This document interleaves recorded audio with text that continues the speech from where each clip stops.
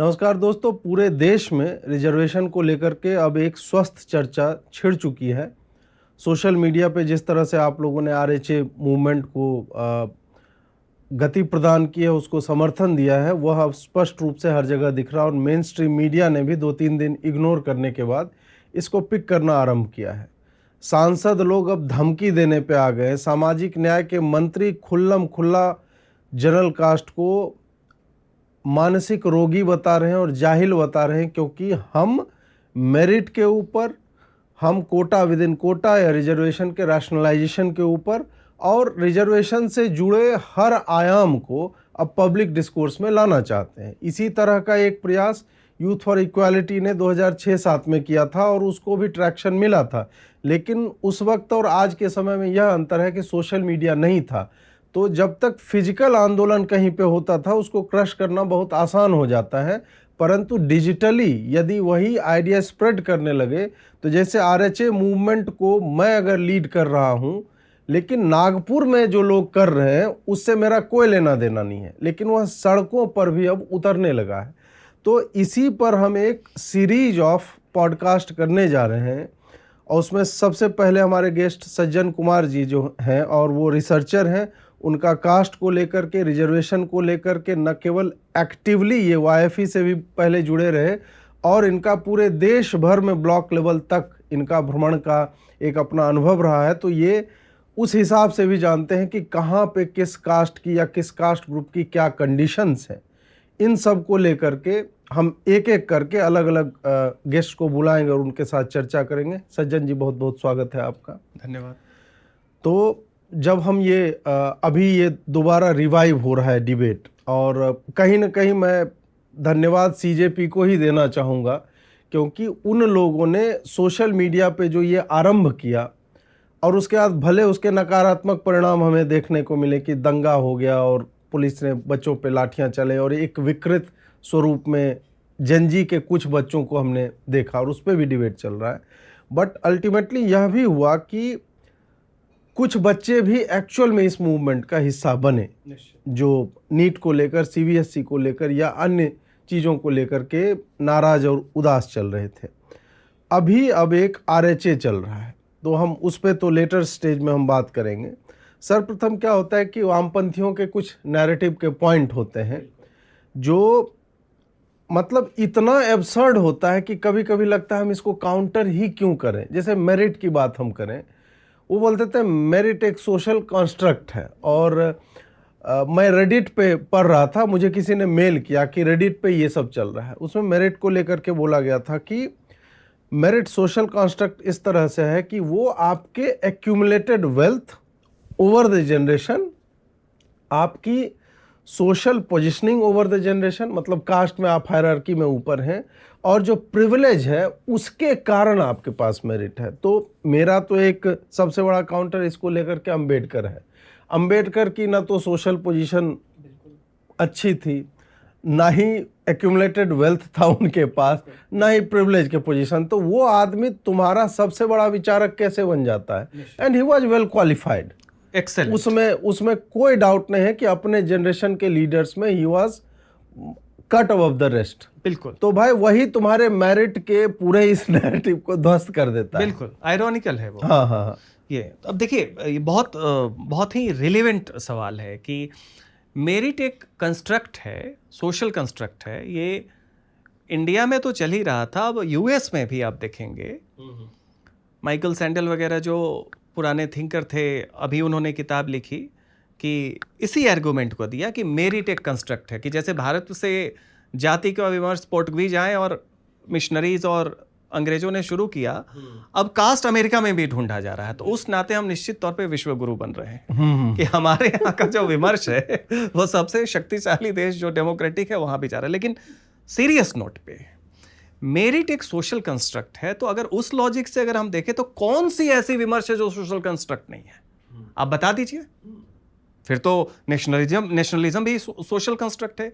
एक समय सोसाइटी के एलिट्स आते हैं, ट्रेन आ जाती है, मिलते हैं एक दूसरे से, पॉलिटिकल मायने में हम कह रहे हैं, वो भी सोशल कंस्ट्रक्ट है। इसका मतलब क्या कि नेशनलिज्म की कोई ऑर्गेनिक जो मौलिक आधार नहीं है, या वो भावना पहले से नहीं थी। आप उसको आर्टिकुलेट करते हैं, आपको एक मेरिटोक्रेटिक क्लास दिखता है। हो सकता है कि वो मेरिटोक्रेटिक क्लास जो हो वो समाज के कुछ खास हिस्सों से ज्यादा संख्या में आ रहा हो। बहुसंख्यक मेरिटोक्रेटिक अल्पसंख्यक समाज से आ सकता है। ये वही बात है कि बिजनेस में आप देखें, ग्लोबली आप देखें, पूरी मर्केंटाइल ट्रेडिशन, ट्रेडिंग ट्रेडिशन से कॉरपोरेशंस तक अगर आप जर्नी देखें तो वो तो एक बहुत कम समाज के लोग आते हैं। भारत में हम आप सब लोग कृषक समाज से आ रहे हैं, लेकिन जब बिजनेस की बात आती है तो हम जानते हैं कि चंद कुछ जातियां हैं। अब उनके अंदर ऐसा नहीं है कि वो एमबीए करके बन, धीरू भाई अंबानी ने कौन सी एमबीए? एग्जैक्टली, या जितने जैन हैं या फिर निश्चित अग्रवाल तौर हैं पे भाई, एमबीए करके आप उनके यहाँ नौकरी लेते हैं। हाँ एग्जैक्टली, जिसको आप मेरिट वाली बात कर रहे हैं, तो अब आप उस आधार पे आप क्या कहेंगे कि ये फर्जी हमारे यहाँ अर्थतंत्र था? हाँ, जगत सेठ से लेके आप तमाम जो Social अंग्रेजों के construct आने थे के वो पहले तक जो आप अपनी भारत की जीडीपी इतनी थी, भारत की संख्या इतनी थी, हमारा वर्ल्ड ट्रेड में शेयर इतना था, कैसे ड्रेन ऑफ वेल्थ जो नौरोजी की थियरी जो शशि थरूर तक आती है, उन लोगों ने यही बताया ना कि पहले भाई उसके आधार कौन थे? कुछ समाज के, कुछ जातियों के लोग थे। बनिया है, बनिया में जैन बनिया है, मारवाड़ क्षेत्र में रहते हैं तो उन्हें हम लोग मारवाड़ी कहते हैं, बट वो बनिया है, ठीक है। बाकी भी और सब, उसमें ब्राह्मण भी नहीं जा पाए, उसमें बहुत सारे सवर्ण भी नहीं जा पाए, बाकी की तो बात छोड़िए।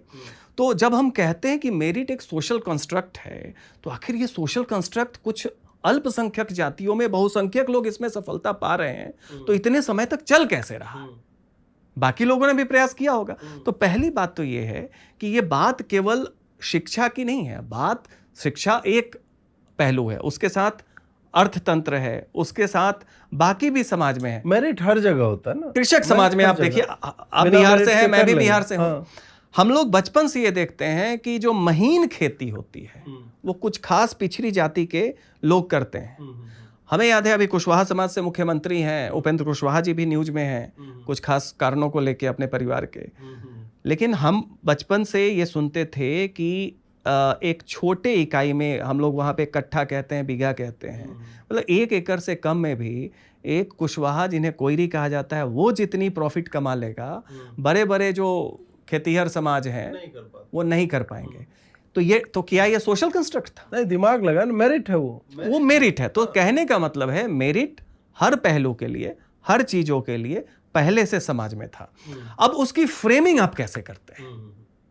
अब कल के समय में हम कुशवाहा समाज के साथ आलू और प्याज और सब्जी की खेती में नहीं कंपीट कर पा रहे हैं, और मान लीजिए वो उसमें उनका एक एसोसिएशन है जो इस चीज को आगे बढ़ा रहा है, चूंकि पहले से है तो वो इसको संगठित तौर पे भी करते होंगे, मार्केटिंग आती होगी। हम वहां पिछड़ रहे हैं तो हम क्या कहेंगे कि नहीं, इसमें हमें कोटा चाहिए आलू और प्याज की खेती में। और ये कोई हल्की बात नहीं कही जा रही है।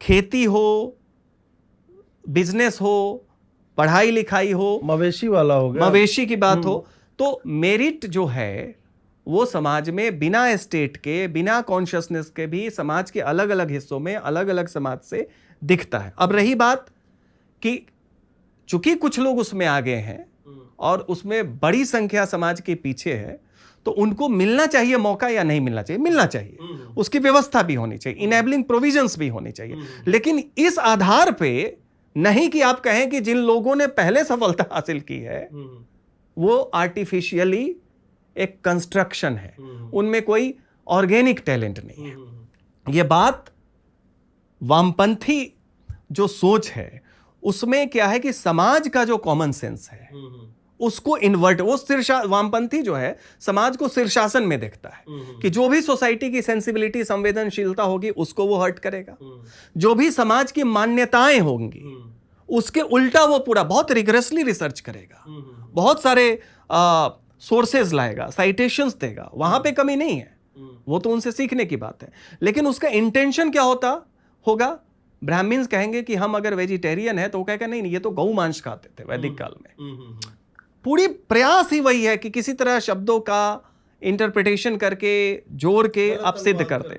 तो ये वामपंथी सोच में क्या था कि देखिए, आपको समाज के ट्रेडिशनल एलीट से नफरत है, ये वामपंथ की और क्रिश्चियन मिशनरी की भारत में समस्या है। समस्या क्या है? क्रिश्चियन मिशनरी पूरे, ये पैरेलल इसलिए ला रहे हैं और इसको बाद में हम लोग मेरिट से जोड़ेंगे। इस डिबेट से कि क्या मेरिट एक कंस्ट्रक्ट है। क्रिश्चियन मिशनरी तमाम दुनिया में गए, सबसे पहले उन्होंने वहां के एलिट को कन्वर्ट किया, जो भारत में भी पहले होता था। बुद्धिज्म आ रहा है तो राजा भी बुद्ध बन गया तो प्रजा भी बन गई, फिर जब वो पावर इक्वेशन बदला तो राजा भी बदला, प्रजा भी बदल गई। क्रिश्चियन मिशनरी का यही टेम्पलेट बाकी जगह सफल होता है। जब वो भारत में आते हैं तो उन्हें लगा कि इसी टेम्पलेट में ब्राह्मणों को चल के वो किया जाए। अब ब्राह्मणों की तो सुपेरियोरिटी कॉम्प्लेक्स थी, वो मानते थे कि भाई हमारे यहाँ जो ज्ञान की परंपरा है वो तो, इनके आंतरिक विवाद ही इतने ज्यादा सघन थे कि ब्राह्मण एक दूसरे को उस आधार पे हायरार्की में बिलीव करते थे। तो फिर आपको तो उन्होंने मलेच्छ कह दिया, अंग्रेजों को और मिशनरी को इन्होंने सुपीरियर छोड़ी। इन्होंने तो उन ब्राह्मणों की बात कर रहा हूं जो बैरिस्टर ब्राह्मण नहीं थे कि भारत भाग्य विधाता, मैं उन ब्राह्मणों की बात कर रहा हूं जो भारतीय परंपरा के द्योतक माने जाते थे। इन्होंने तो आपको मलेच्छ कह दिया। अब वो जो तिरस्कार और वो तलखी वो हुआ कि बदला अब हमारा है, तो इन्होंने समाज के सबसे अंतिम पायदान में जो थे आदिवासी समाज के लोग, जहां पे विपन्नता थी, गरीबी थी, पिछड़ापन था और वो हमारे समाज की कमी थी, वहां ये गए, सेवा किया, सब कुछ किया और बाद में जब उन्हें कन्वर्ट किया। लेकिन इन्हें क्या लगा कि भाई समस्या क्या है भारत में, आप हिंदू को तो कन्वर्ट कर सकते हैं, जहां भी देखिए जो बुद्धिस्ट कंट्री हुए वहां इस्लाम खट खट खट खट खट कन्वर्ट हुआ है, मास कन्वर्जन हुआ है। लेकिन हिंदू के साथ जाति व्यवस्था अगर है तो वो डबल लॉक है। डबल लॉक क्या है कि एक हिंदू को आप कहें कि हिंदू धर्म से सुपीरियर क्रिश्चियनिटी है, मैं मान लूंगा, लेकिन फिर आप कहेंगे कि धर्म बदल लो तो फिर मेरी जाति भी है, वो बाधक बन जाती है। और केवल सवर्णों की नहीं, सब में है, पिछड़ों की सबसे खतरनाक है। ओबीसी में कन्वर्जन नहीं हुआ, लिस्ट है, असफल हो गए। और दलितों में भी कुछ खास जातियों की हुई है, बहुसंख्यक की नहीं हुई है, दक्षिण भारत अगर आप छोड़ दें तो इनके माइंड में था कि ये कास्ट सिस्टम जो है, जिसको इन्होंने भारतीय समाज का संरचना समझा, ये बाधक है, धर्म बाधक नहीं है। और इस कास्ट सिस्टम का इनके हिसाब से कौन था रचनाकर्ता? ब्राह्मण। तो आपका दुश्मन कौन है? ब्राह्मण। तो डेमोनाइज ब्राह्मण प्रोजेक्ट शुरू होता है। लेकिन तब तक समाज की मान्यता कि आज भी आप गांव में जाएं, कहीं भी जाएं, जनरल कॉमन सेंस ये होगा, वो किसी भी जाति से हो, कि अरे ब्राह्मण है, ब्राह्मण लड़का है तो पढ़ाई लिखाई में थोड़ा ये हो सकता है, स्टेटिस्टिकली हर जगह सही नहीं हो, बट ये मान्यता है, ये सोसाइटी का कॉमन सेंस है। तो जब आपको किसी को राक्षस घोषित करना है, उसे डेमोनाइज करना है, क्योंकि वो आपके प्रोजेक्ट में बाधक है आपका, तो क्रिश्चियनिटी के लिए वो कन्वर्जन और वामपंथी के लिए उनका इंटेलेक्चुअल एजेंडा, ये दोनों में जो समाज के वो वर्ग जो भारतीय ज्ञान प्रणाली, जो अलग अलग स्कूल्स थे उसके द्योतक थे, और उनकी समाज में मान्यता थी, उनकी प्रतिष्ठा थी, और हर जाति के लोग मानते थे कि ये लोग पढ़े लिखे होते हैं और पढ़ाई लिखाई के मामले में इनसे सीखना चाहिए, उसको आपने डेमोनाइज किया। और उस डेमोनाइजेशन में 19वीं सदी के अंत से और 20वीं सदी के दूसरे दशक तक सिस्टमैटिक डेमोनाइज ब्राह्मण प्रोजेक्ट शुरू होता है, और वहीं से merit is a construct, social construct शुरू होता है कि ब्राह्मण कौन? जो ब्रह्मा के मुख से पैदा होता है, पुरुष सूक्त से देख रहे हैं, मनुस्मृति से। ब्राह्मण कौन? जो परजीवी होता है, जो मेहनत नहीं करता है, भीख मांगता है, जो दूसरे से भिक्षा करके करता है।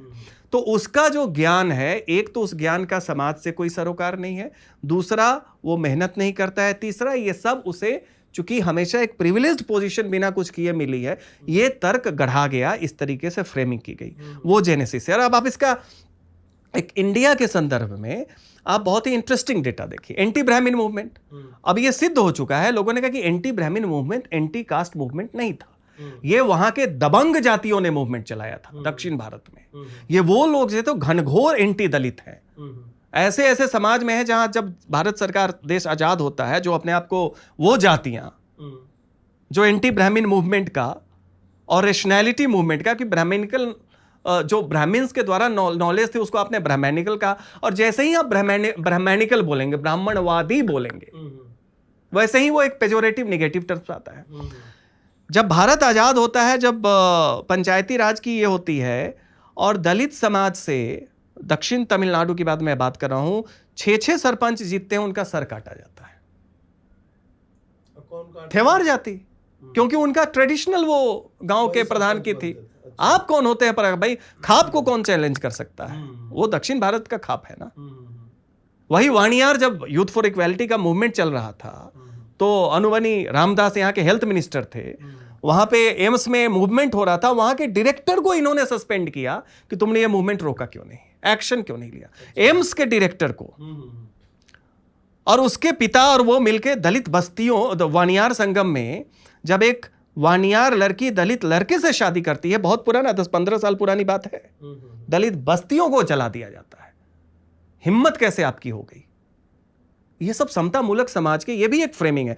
बात यहां चूंकि मेरिट की क्या रही, ये वो लोग हैं, तमिलनाडु का संदर्भ, कि जब एंटी ब्राह्मण मूवमेंट होता है, ये एंटी कास्ट मूवमेंट नहीं था, ये दबंग जातियों की, लैंडेड कास्ट की, जो ये मानते थे कि अरे फला राजा फला रजवाड़े वो तो हम उस जाति से आते हैं।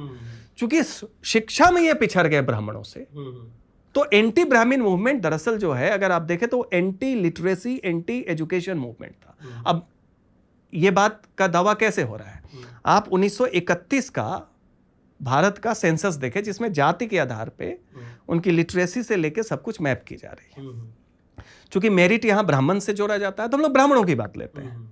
अब एंटी ब्राह्मण मूवमेंट का गढ़ कहां है? एक तमिलनाडु, दूसरा बॉम्बे प्रोविंस, जो आज का महाराष्ट्र, और लेकिन बॉम्बे प्रोविंस में खासकर जो कोंकणस्थ वाला एरिया है, पूना, मुंबई, ये वाला एरिया जहां चित्पावन का गढ़ है। अब आपको आश्चर्य होगा कि भाई एंटी ब्राह्मण मूवमेंट तो वहां होना चाहिए जो ब्राह्मणों की आबादी और ब्राह्मणों की, जिसे हम कहते हैं दबंगई ज्यादा हो, वो यूपी होना चाहिए था, वो मध्य प्रदेश होता, वो कुछ हद तक बिहार और उड़ीसा वगैरह बंगाल होता। नहीं हुआ। तो ये सवाल है क्यों नहीं हुआ? क्या वहां के पिछड़े जो थे, जो पिछड़े में गिने जाते हैं, वो कमजोर थे दक्षिण भारत के पिछड़ों से? उनमें सजगता कम थी? उनका अनुभव जो था, क्या मतलब हिंदी पट्टी के ब्राह्मण जो थे बड़े सहृदय, उदार, अपने सुपेरियोरिटी को बिल्कुल उन्होंने जमीन में दफना दिया था। आप अगर लिटरेसी डेटा ब्राह्मणों की उस समय के प्रोविंस और स्टेट वाइज देखें तो आपको एक बड़ा इंटरेस्टिंग आएगा। तमिलनाडु में जहां सबसे मजबूत था एंटी ब्राह्मण मूवमेंट, वहां के ब्राह्मणों की लिटरेसी सबसे ज्यादा थी। मैं मेल्स की बात कर रहा हूं।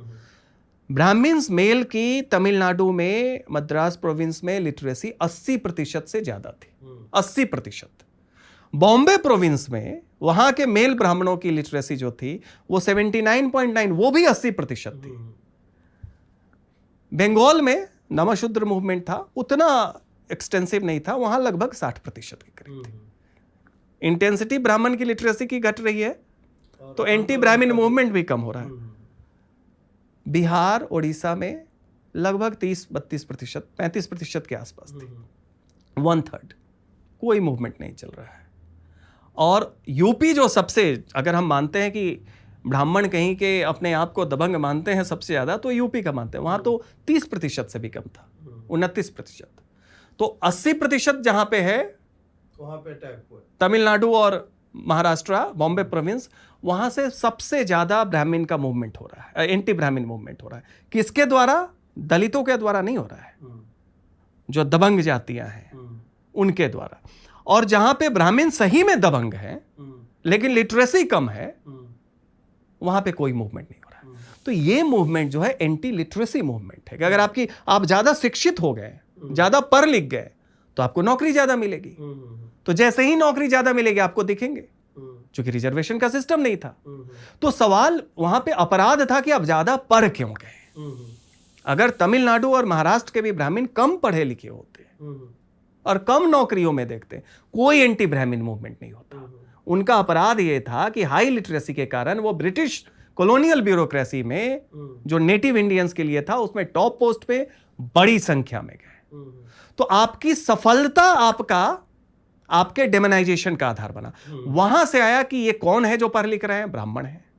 सफलता किनको मिल रही है? ब्राह्मणों को मिल रही है। तो डेमोनाइज करो इनको। यूपी का ब्राह्मण क्या दबंग नहीं था? बिहार का ब्राह्मण दबंग नहीं था? तो आपका आधार merit is a social construct. ये इसको परिणाम देख के हो रहा है कि ब्राह्मण जहां का ज्यादा पढ़ रहा है, क्योंकि ब्राह्मण ज्यादा पढ़ रहा है, उसकी लिटरेसी ज्यादा है, नौकरी ज्यादा है, तो उसे हमें रोकना है। तो इसलिए आपने उसे सोशली कंस्ट्रक्टेड बताया।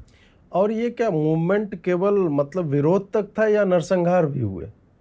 नहीं, देखिए विरोध तो शुरुआत थी, लेकिन तमिलनाडु में तो उनके घरों पे अटैक हुआ है, उनकी हत्याएं हुई हैं, उन पे फिजिकल अटैक किया गया है, और ये सब रिकॉर्डेड है ये बातें।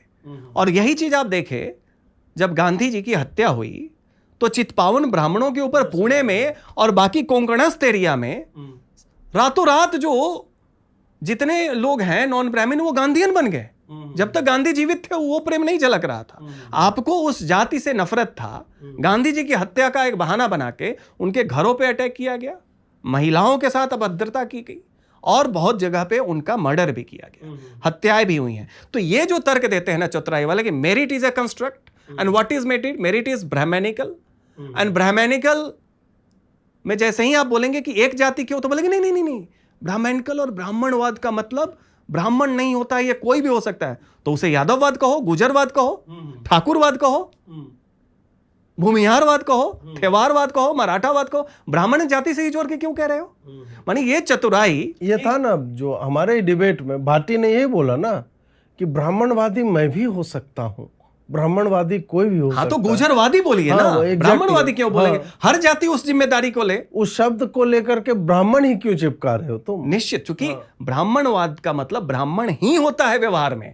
ये तर्क में उलझाने के लिए ये जो दोहरी चतुराई वाली जो बात है कि Brahminism doesn't mean Brahmins only, it can be anyone, बिल्कुल ये फर्जीवाड़ा है। हत्याएं ब्राह्मणों की हुई, आक्रमण ब्राह्मणों पे किया गया, राक्षस उन्हें बनाया गया, और वेस्टर्न एकेडमिया से लेके इंडियन जो इंटेलिजेंशिया है, उन सब लोग इस प्रोजेक्ट में जब वो आते हैं वो केवल ब्राह्मणों को टारगेट करते हैं। और जब ब्राह्मण इस बात को कहता है तो कहते हैं नहीं नहीं नहीं, ब्राह्मण का मतलब और भी जातियां होती है। ये देखिए, ये काका लाल बुजग्गर वाली जो है ना अर्ध चतुराई है कि कत्ल भी करेंगे और चेहरे पे कोई शिकन भी नहीं आएगी। तो उस हिसाब से ब्राह्मणवाद का मतलब केवल ब्राह्मण है। हमने आज तक नहीं देखा है कि जब गैर ब्राह्मण समुदाय इस तरीके से किसी को प्रताड़ित करे या उससे आपको पीड़ा हो तो उसको आपने ब्राह्मणवादी कहा हो। आप उसको क्या कहते हैं अखबारों में, क्या जब दबंग जातियों ने ये किया, दबंग जातियों ने, क्यों दबंग जाति, उसका नाम लीजिए ना। अब बाकी जगह तो नाम लिखते हैं ब्राह्मणवादी और ये, और एक और भी आप देखिए, इसमें विभीषण भी हैं समाज में। वो जो होता है ना कि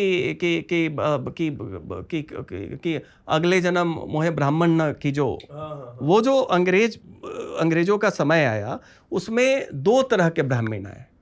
एक बैरिस्टर ब्राह्मण, बैरिस्टर का मतलब बैरिस्टर नहीं, वो जो जिसे लगा कि अरे ये तो अंग्रेजों के साथ ही भारत का भाग्य होगा और हमारा होगा, ठीक है। और दूसरा आया जिसे हम कहते हैं पृष्ठ ब्राह्मण, पुजारी ब्राह्मण, जो गांव में रह गया, जिसके पास वो शक्ति नहीं थी, वो मानता था कि पूजा पाठ करिए, ये करिए।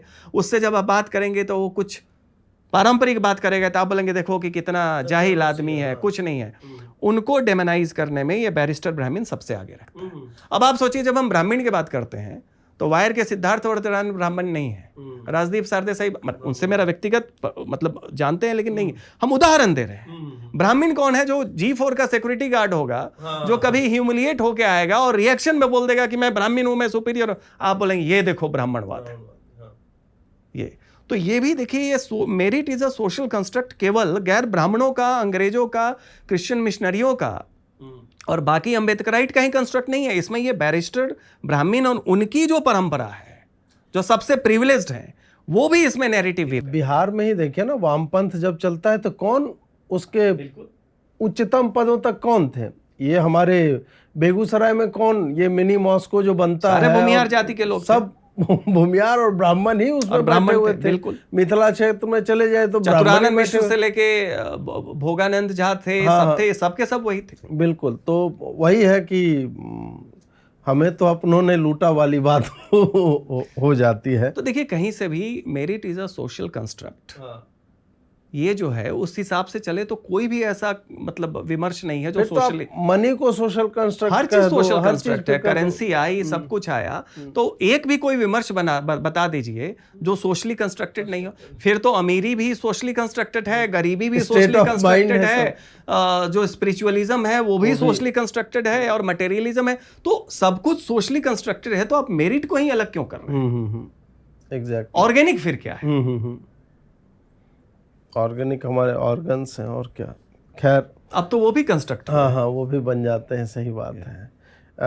अब हम दूसरे मतलब टॉपिक पे आते हैं, उसी से बढ़ते हुए रिजर्वेशन को लेकर के कि रिजर्वेशन में क्या चाहिए अभी समाज को। चर्चा आरंभ हो गई है और मुझसे खूब पूछा जाता है आपका रोड मैप क्या है। तो मेरा कहना है कि सबसे पहले जो हम इस पे चर्चा करें, स्टार्ट करें, बातों को जानना शुरू करें। और रिजर्वेशन हटाओ का मतलब है वर्तमान स्वरूप में जो रिजर्वेशन है हम उसको, क्योंकि हटाने का तो लगता है ना पॉलिटिकल रियलिटी वो कभी हो पाएगी हमारे आपके लाइफ टाइम में, ऐसा तो होता दिख नहीं रहा है। बट जब तक हम इसको रैशनलाइज नहीं करेंगे, रिफॉर्म्स उसमें नहीं लाएंगे, इस पर आपका क्या मत है? देखिए, इसमें अब 3 पक्ष आपने पूछा। पहला कि इस पे क्या किया जाए और क्या हो सकता है। व्यवहारिकता में हम आप सब जानते हैं आरक्षण नहीं हटेगा, चूंकि आरक्षण के साथ एक संख्या जुड़ा हुआ है और उस संख्या का लोकतंत्र में, चुनावी प्रणाली में अपरिहार्य है। कोई भी पार्टी, कोई भी नेता ये कभी नहीं कह सकता है, कोई भी सरकार, कि जो बहुसंख्यक समाज है हम उसको एंटेगनाइज करके किसी पॉलिसी को विड्रॉ करें। तो रिजर्वेशन रहने वाला है, ये रहेगा। और उसका तार्किक आधार भी देखिए तो सर्कुलर डिबेट बन चुका है। रिजर्वेशन जब आप कहेंगे कि ये रिवाइज होना चाहिए, रिवाइज होने का मतलब हटाना नहीं होता है। रिवाइज मेरी जो व्यक्तिगत बात है कि ठीक है, समाज में दलित, आदिवासी और पिछड़ों में एक बड़ा वर्ग है जिसे रिजर्वेशन की आवश्यकता है और पड़ती रहेगी।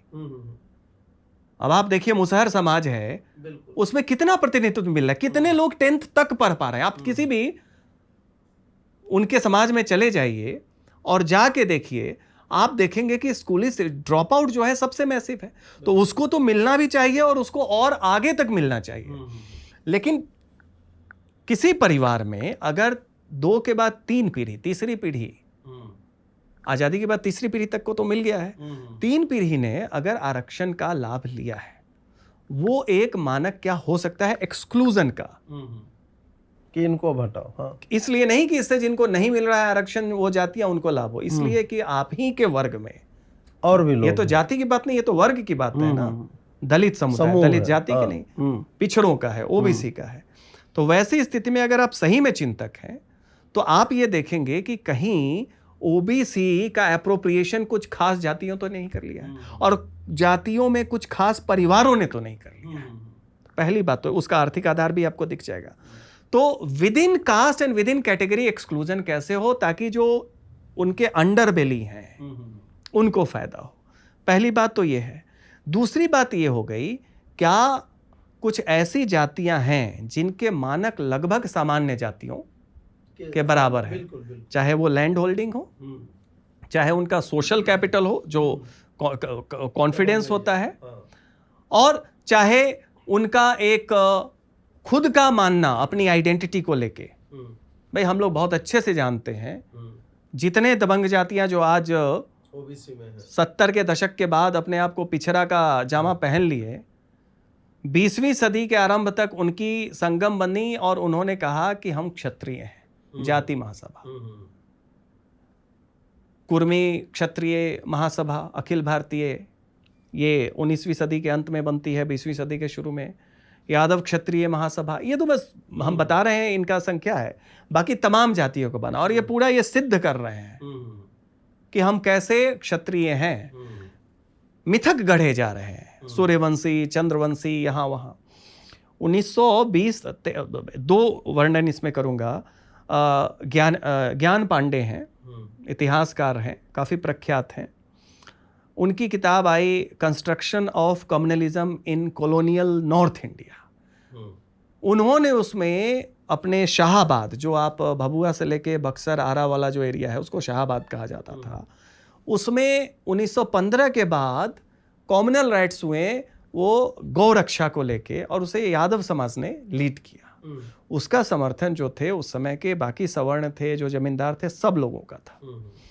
और वो जो आर्ग्यूमेंट देते हैं कि वो जो कॉम्युनलिज्म हुआ उसमें एक बहुत बड़ी मंशा ये भी थी कि खुद को हिंदू समाज का रक्षक दिखा के अपनी क्षत्रिय वैरियरशिप को प्रूव करना। मुसलमानों से कौन लड़ सकता है, वो वैरियर इथो किसमें है, वो सवर्णों से ज्यादा हम में है।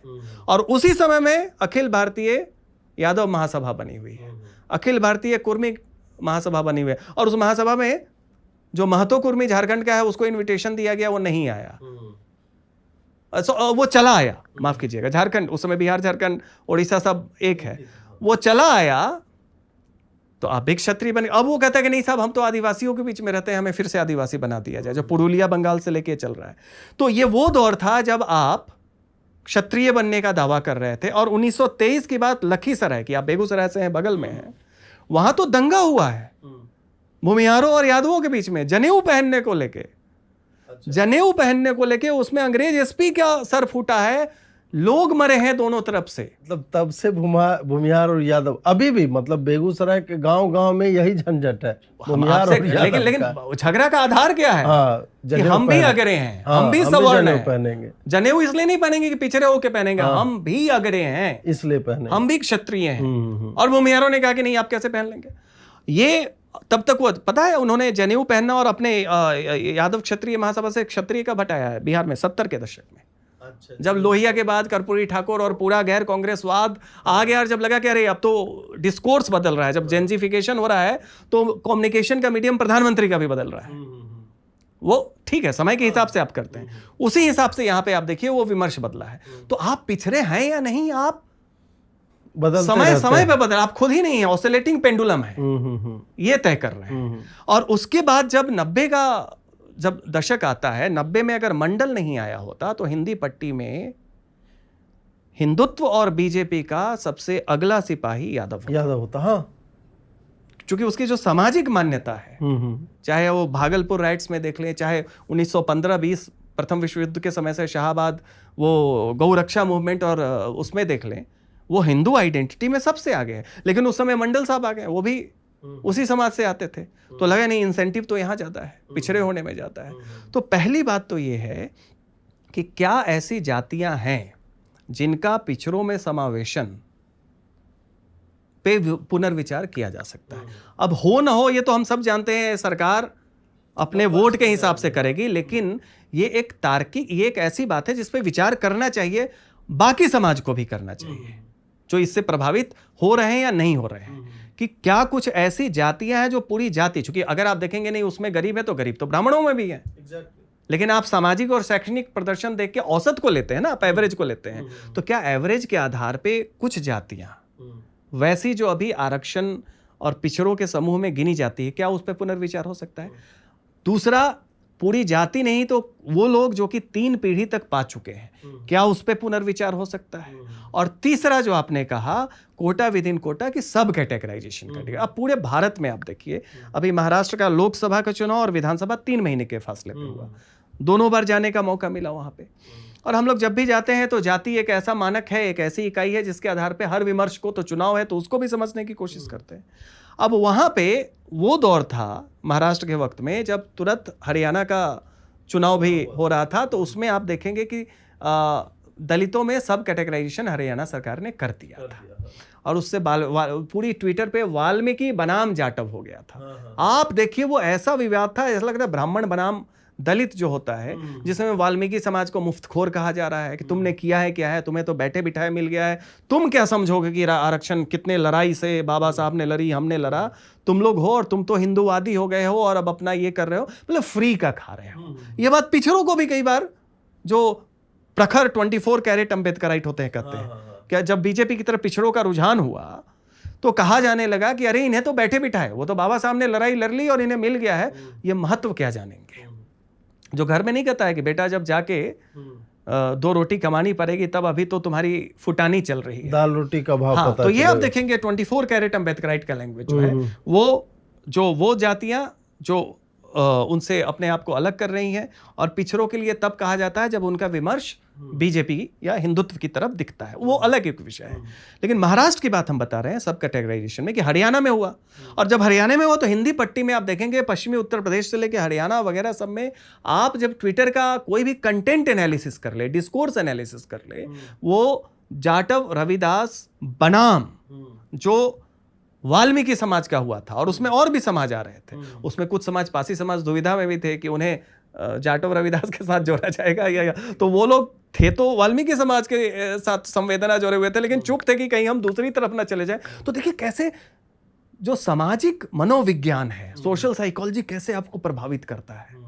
कुछ दुविधा में है, सहानुभूति इधर है लेकिन भय है कि कहीं उधर चले जाएंगे, तो सब कैटेगराइजेशन का सपोर्ट करे ना करे। कुछ खुल के आरोप लगा रहे हैं कि कुछ चंद जातियों ने पूरे दलित विमर्श पे कब्जा कर रखा है, और जब वो प्रश्न उठाते हैं तो उन्हें आप क्या कहते हैं, मुफ्तखोर, फ्री राइडर्स, जो कि आरक्षण के मुहिम में वो कहते हैं कि हम लोगों को आरक्षण लेने पे फ्री राइडर कहा जाता है, आप फिर क्या कर रहे हैं। तो महाराष्ट्र में जब हमने गए तो हमें एक मातंग लड़का मिला, तो हमने उनसे कहा कि आप चलिए बताइए महाराष्ट्र इलेक्शन में क्या होगा। सबसे पहली बात वो क्या कर रहा है कि सब कैटेगराइजेशन होना चाहिए, पूरी डेटा लेके आ रहा है कि ये नौकरी देखिए कौन है, महार महार महार महार महार, हम मातंग कहाँ है। और मातंग के यहाँ जो जाटव रविदास समाज है उसका, मातंग कौन सी कास्ट होती है? मातंग जो होते हैं वो दलित में आते हैं, और नहीं काम क्या, जैसे जाटव हो गया चमड़े का काम, जो चमड़े का काम करते हैं, हाँ, तो मातंग क्या करते थे? हाँ, मातंग लोग वहाँ पे गांव में वो क्या कहते हैं, अपने यहाँ खवास जाति, अब जानते हैं, हाँ। कोई भी काम हो आप उनको दे देंगे, हाँ, गांव का समझ इसका गया, उसका, उस तरीके से। समझ तो गया, उनका कोई समझ गया। पावर नहीं होती थी। अच्छा। खवास का मतलब होता था, रेणु ने लिखा है खाओ और वास खाने और करो। वास करो, हाँ, कोई ये नहीं। तो मातंग उस लिहाज से पैदा में पीछे थे। महार समाज कॉलोनियल टाइम में आगे बढ़ गया। दूसरा उसमें एक ट्रेडिशन भी था, उसके पहले महार रेजिमेंट था, उसके पहले भी उनकी स्थिति बेहतर थी, बेटर ऑफ थे। और उसके अलावे जो वहाँ पे कोल्हापुरी चप्पल वगैरह की बात करते हैं ना, उन्हें कहते हैं चंबार, जो चंबार, हाँ, उसका पैरल। तो वहाँ पे जो ये इसकी काम को वो चंबार जाति करते हैं। वो महार अपने आप को उस लिहाज से क्लीन कास्ट मानते हैं, तो इसलिए भी उनका वो है। तो चंबार जाति जो आप देखेंगे कोल्हापुर वगैरह साइड में आप चले जाएंगे, जो दक्षिण महाराष्ट्र है, उसमें वो अपने आप को, तो उनसे जब आप जाके पूछेंगे तो बड़ा ये एथनोग्राफिक हम आपको अनुभव बता रहे हैं। 10 अगर चंबार जाति से पूछेंगे कि आप क्या है, तो उसमें बहुत बोलेंगे अपना परिचय कि हम हिंदू चंबार हैं। क्यों? क्योंकि महार जाति जो है वो बुद्धिज्म से आ गई। अच्छा। तो दलितों में खुद को डिफरेंशिएट करने के लिए वो एक एडजेक्टिव जोड़ देते हैं, बताने हिंदू चंबार है।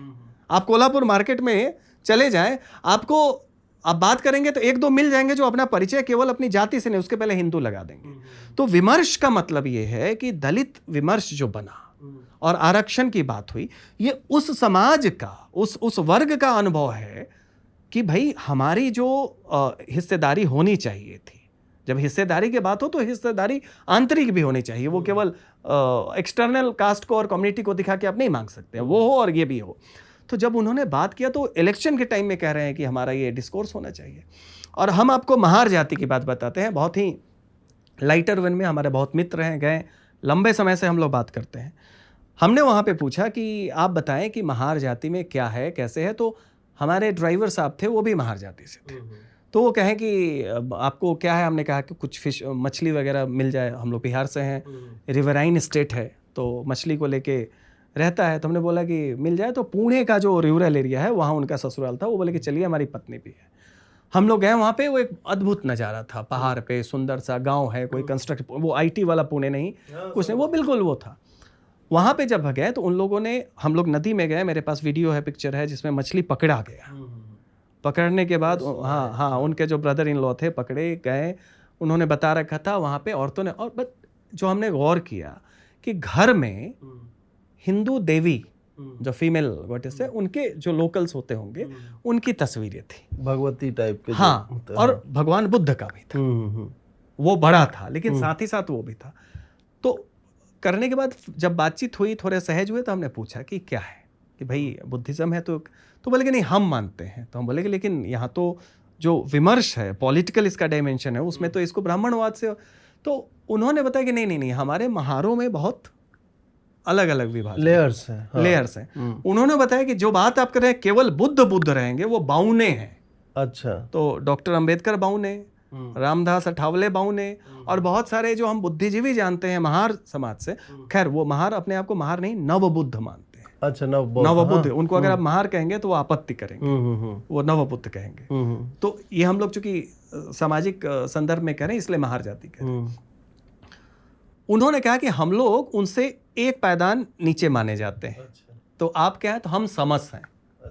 तो समस में बोले कि हम लोग बुद्ध को मानते हैं, लेकिन हम लोग थोड़ा बहुत पुराना Flexible हिंदू है। समाज वाला वो भी मानते हैं, इस कारण से हमारे हैं। और इसके कारण से जो बाउने लोग हैं वो हमें हे दृष्टि से कि हम वो कहते हैं ना कि तुम 24 कैरेट, हाँ, ये 22 वो वाले। हाँ तुम अम्बेडकराइट नहीं हो। जैसे कि पुराने समय में जो पहाड़ी ब्राह्मण थे तो बर्फ में कोई थोड़े ना नहाएगा रोज, और उसकी सांस भी छोटी होती थी। वो बनारस में जो आप 2-2 मिनट तक लगातार एक श्लोक बोल जाएं, पहाड़ में ऑक्सीजन कम है, तो पहाड़ी ब्राह्मणों को देखिए, जो मैदान के जो गंगा तट के ब्राह्मण होते थे वो थोड़ा मानते थे कि नहीं नहीं रिचुअली ये थोड़े से हे हैं।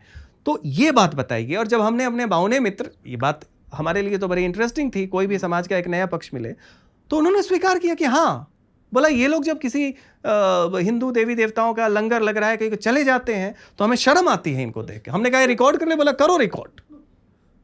बोला कि हम लोग इतना प्यूरिटन है, हम लोग समाज को उत्कृष्ट कर रहे हैं, रेशनलिटी की तरफ बढ़ा रहे हैं, बुद्धिज्म जो रेशनल डिस्कोर्स है, और ये चला जाता है कहीं पे लंगर लगा है तो खाने के लिए शर्म नहीं आती है। इनको देख के हमें लगता है कि बाबा साहब का जो मूवमेंट था वो अभी तक अपने उत्कृष्टता पे नहीं पहुंचा है। तो जिस आरक्षण का क्या हो की बात है, क्या हो तो कुछ नहीं हो सकता, वो रहेगा, लेकिन उस पर चर्चा जरूर, चर्चा बंद नहीं होनी चाहिए, विमर्श होते रहना चाहिए। रहेगा उसका कारण संख्या बल है।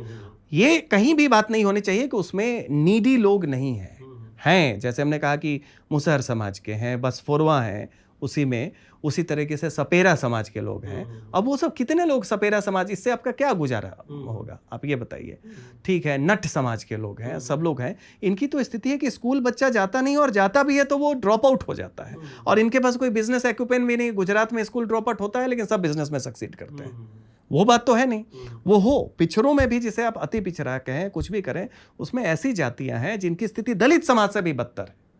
कारण क्या है, उनके पास आरक्षण का कोई दलित समाज की तरह लाभ नहीं है, और जो पिछड़ों का आरक्षण है उसमें कुछ जातियां उसका लाभ ले रही हैं। तो आरक्षण रहे, लेकिन ये विमर्श जरूर हो। नहीं, मैं ही जब मतलब आप बिहार में ही जाते हैं या बस पे बैठे हो, आपको मिल जाएगा कि सड़क के बगल में जो पोखर टाइप का बन जाता है, गड्ढा है, मैंने घोंघा चुनते आज के डेट में देखा है लोगों को। हाँ, स्नेल जो घोंघा हो गया। हाँ, और वो खाते हैं उसको, वो खाते हैं उसको बना के। तो भाई उसको आरक्षण की सबसे अधिक आवश्यकता है कि उसको स्कूल तक लाया जाए, उसको पुश किया जाए।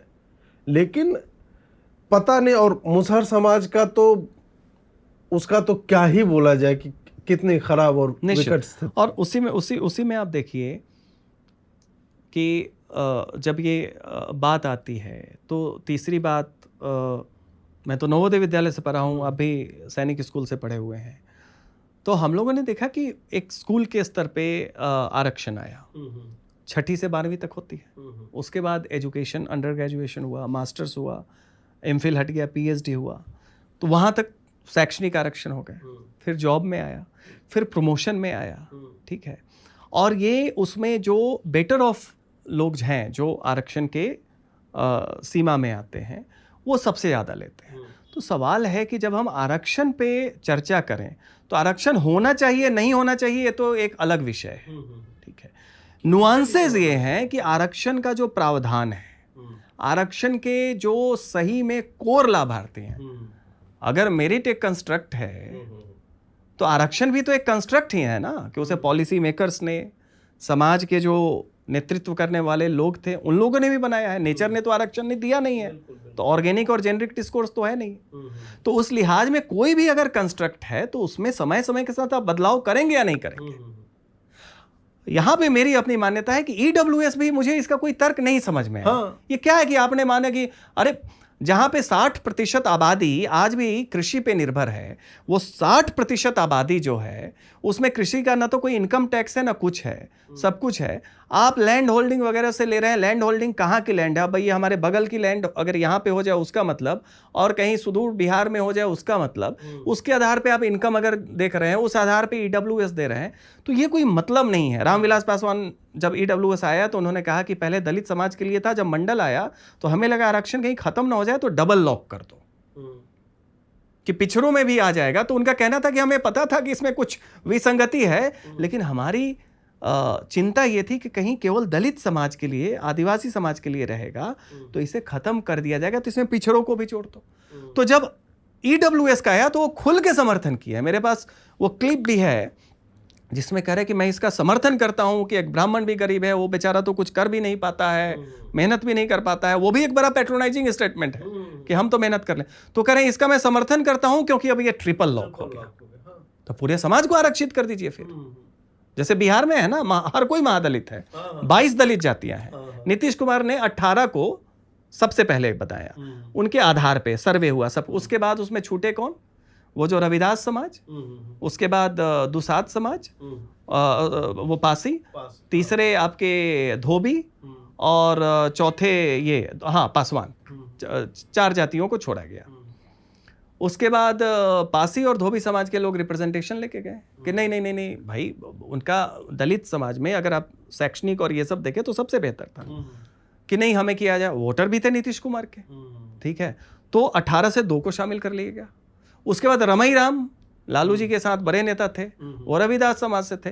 वो छोड़ के जब जेडीयू ज्वाइन करते हैं तो रविदास समाज में आ गए, तो 20 से 21 हो जाता है। और फिर पासवान, चूंकि रामविलास पासवान बिल्कुल अलग थे, उस समय लालू जी के साथ था, कांग्रेस के साथ थे, यूपीए का दौर था, तो उसको पनिश किया गया। लेकिन फिर जब प्रधानमंत्री मोदी आते हैं और ये भी आ जाते हैं और सब लोग आ जाते हैं, फिर पासवान जाति को भी। So every Dalit is a महादलित। कोई मतलब नहीं है इसका, सब महादलित हैं। तो फिर एक मुसहर समाज और एक रविदास समाज, एक धोबी समाज में कोई फर्क नहीं है उस तौर पे। तो आरक्षण की जो विमर्श है, अगर इसमें आप हर किसी को आरक्षित करेंगे, ममता बनर्जी का देखिए, 2011 में आती है और 12 में 79 कास्ट को ओबीसी घोषित, और ओबीसी 1 करती हैं, उनके लिए 10% अलग से, और 79 में 77 जाति मुस्लिम समाज से आ रहे हैं। तो सारी की सारी मुस्लिम समाज पिछड़ा ही नहीं, वो एक तरीके से विशेष पिछड़ा हो गया, स्पेशल बैकवर्ड है वो। और शुभेंदु अधिकारी जब आए तो कोर्ट के निर्णय के अनुसार से वो 10%, तो अचानक से सारे के सारे मुस्लिम जो हैं अब वो अग्रे हो गए हैं, अब वो सामान्य हो गए। ये तो स्थिति आपके आरक्षण की। और नहीं, इस पे कोई डेटा भी तो नहीं है कि भाई इतने वर्ष से चल रहा है, 70 साल हो गए, इस पे किसको क्या लाभ मिल गया, कौन सी जातियां आगे बढ़ी। मतलब इंक्रीमेंटल भी होना चाहिए ना, 5-5% भी। यहाँ पे आपने बहुत सही बात, जैसे हमने कहा ना कि ब्राह्मणवाद ब्राह्मणों के लिए नहीं है। ये काका लाल बुझक्कर वाला ये एक ट्रैप है कि आप ज्यादा चतुर बनने की कोशिश करें। उसी तरीके से आपने जो कहा कि आरक्षण जो है उसका लाभ क्या है, तो आप देखेंगे कि एक तर्क आता है कि आरक्षण कोई गरीबी हटाओ, पॉवर्टी एलिवेशन स्कीम नहीं है। हाँ। तो क्या है ये? ठीक है, ये तो सबको पता है। तो ये पहला बात तो आपने माना कि आरक्षण से गरीबी नहीं हटती है, लेकिन गरीबी के आधार पे आरक्षण जो है एक मानक है, लेकिन वो गरीबी का सीमा। चलिए ठीक है, तो अगर गरीबी हटाओ अभियान नहीं है, उन्मूलन अभियान नहीं है, तो क्या है ये? तो आता है कि नहीं, ये रिप्रेजेंटेशन का मामला है। मान लेते हैं, बिल्कुल सही बात है। रिजर्वेशन से अगर करोड़ों की संख्या, लाखों की संख्या में आप अगर 0.02% को अगर सक्सीड कर भी देते हैं, और मंडल कमीशन में भी जब बात आई कि भाई आप कर्पूरी मॉडल क्यों नहीं फॉलो कर रहे हैं, मुंगेरी लाल कमीशन का, वो हम लोग बेस्ट प्रैक्टिसेस की बात करते हैं ना, आप कोई नई पॉलिसी बना रहे हैं, कुछ भी ला रहे हैं, तो होता है कि इस आधार पे पहले से बेस्ट क्या है। तो चूंकि वो बिहार से थे, वो भी समाजवादी मानते थे खुद को, थे सामंती समाजवादी, लेकिन थे समाजवादी। तो उनसे कहा गया कि मुंगेरी लाल कमीशन में सब डिवीजन है, सब कैटेगराइजेशन है, तो आप क्यों नहीं कर रहे हैं?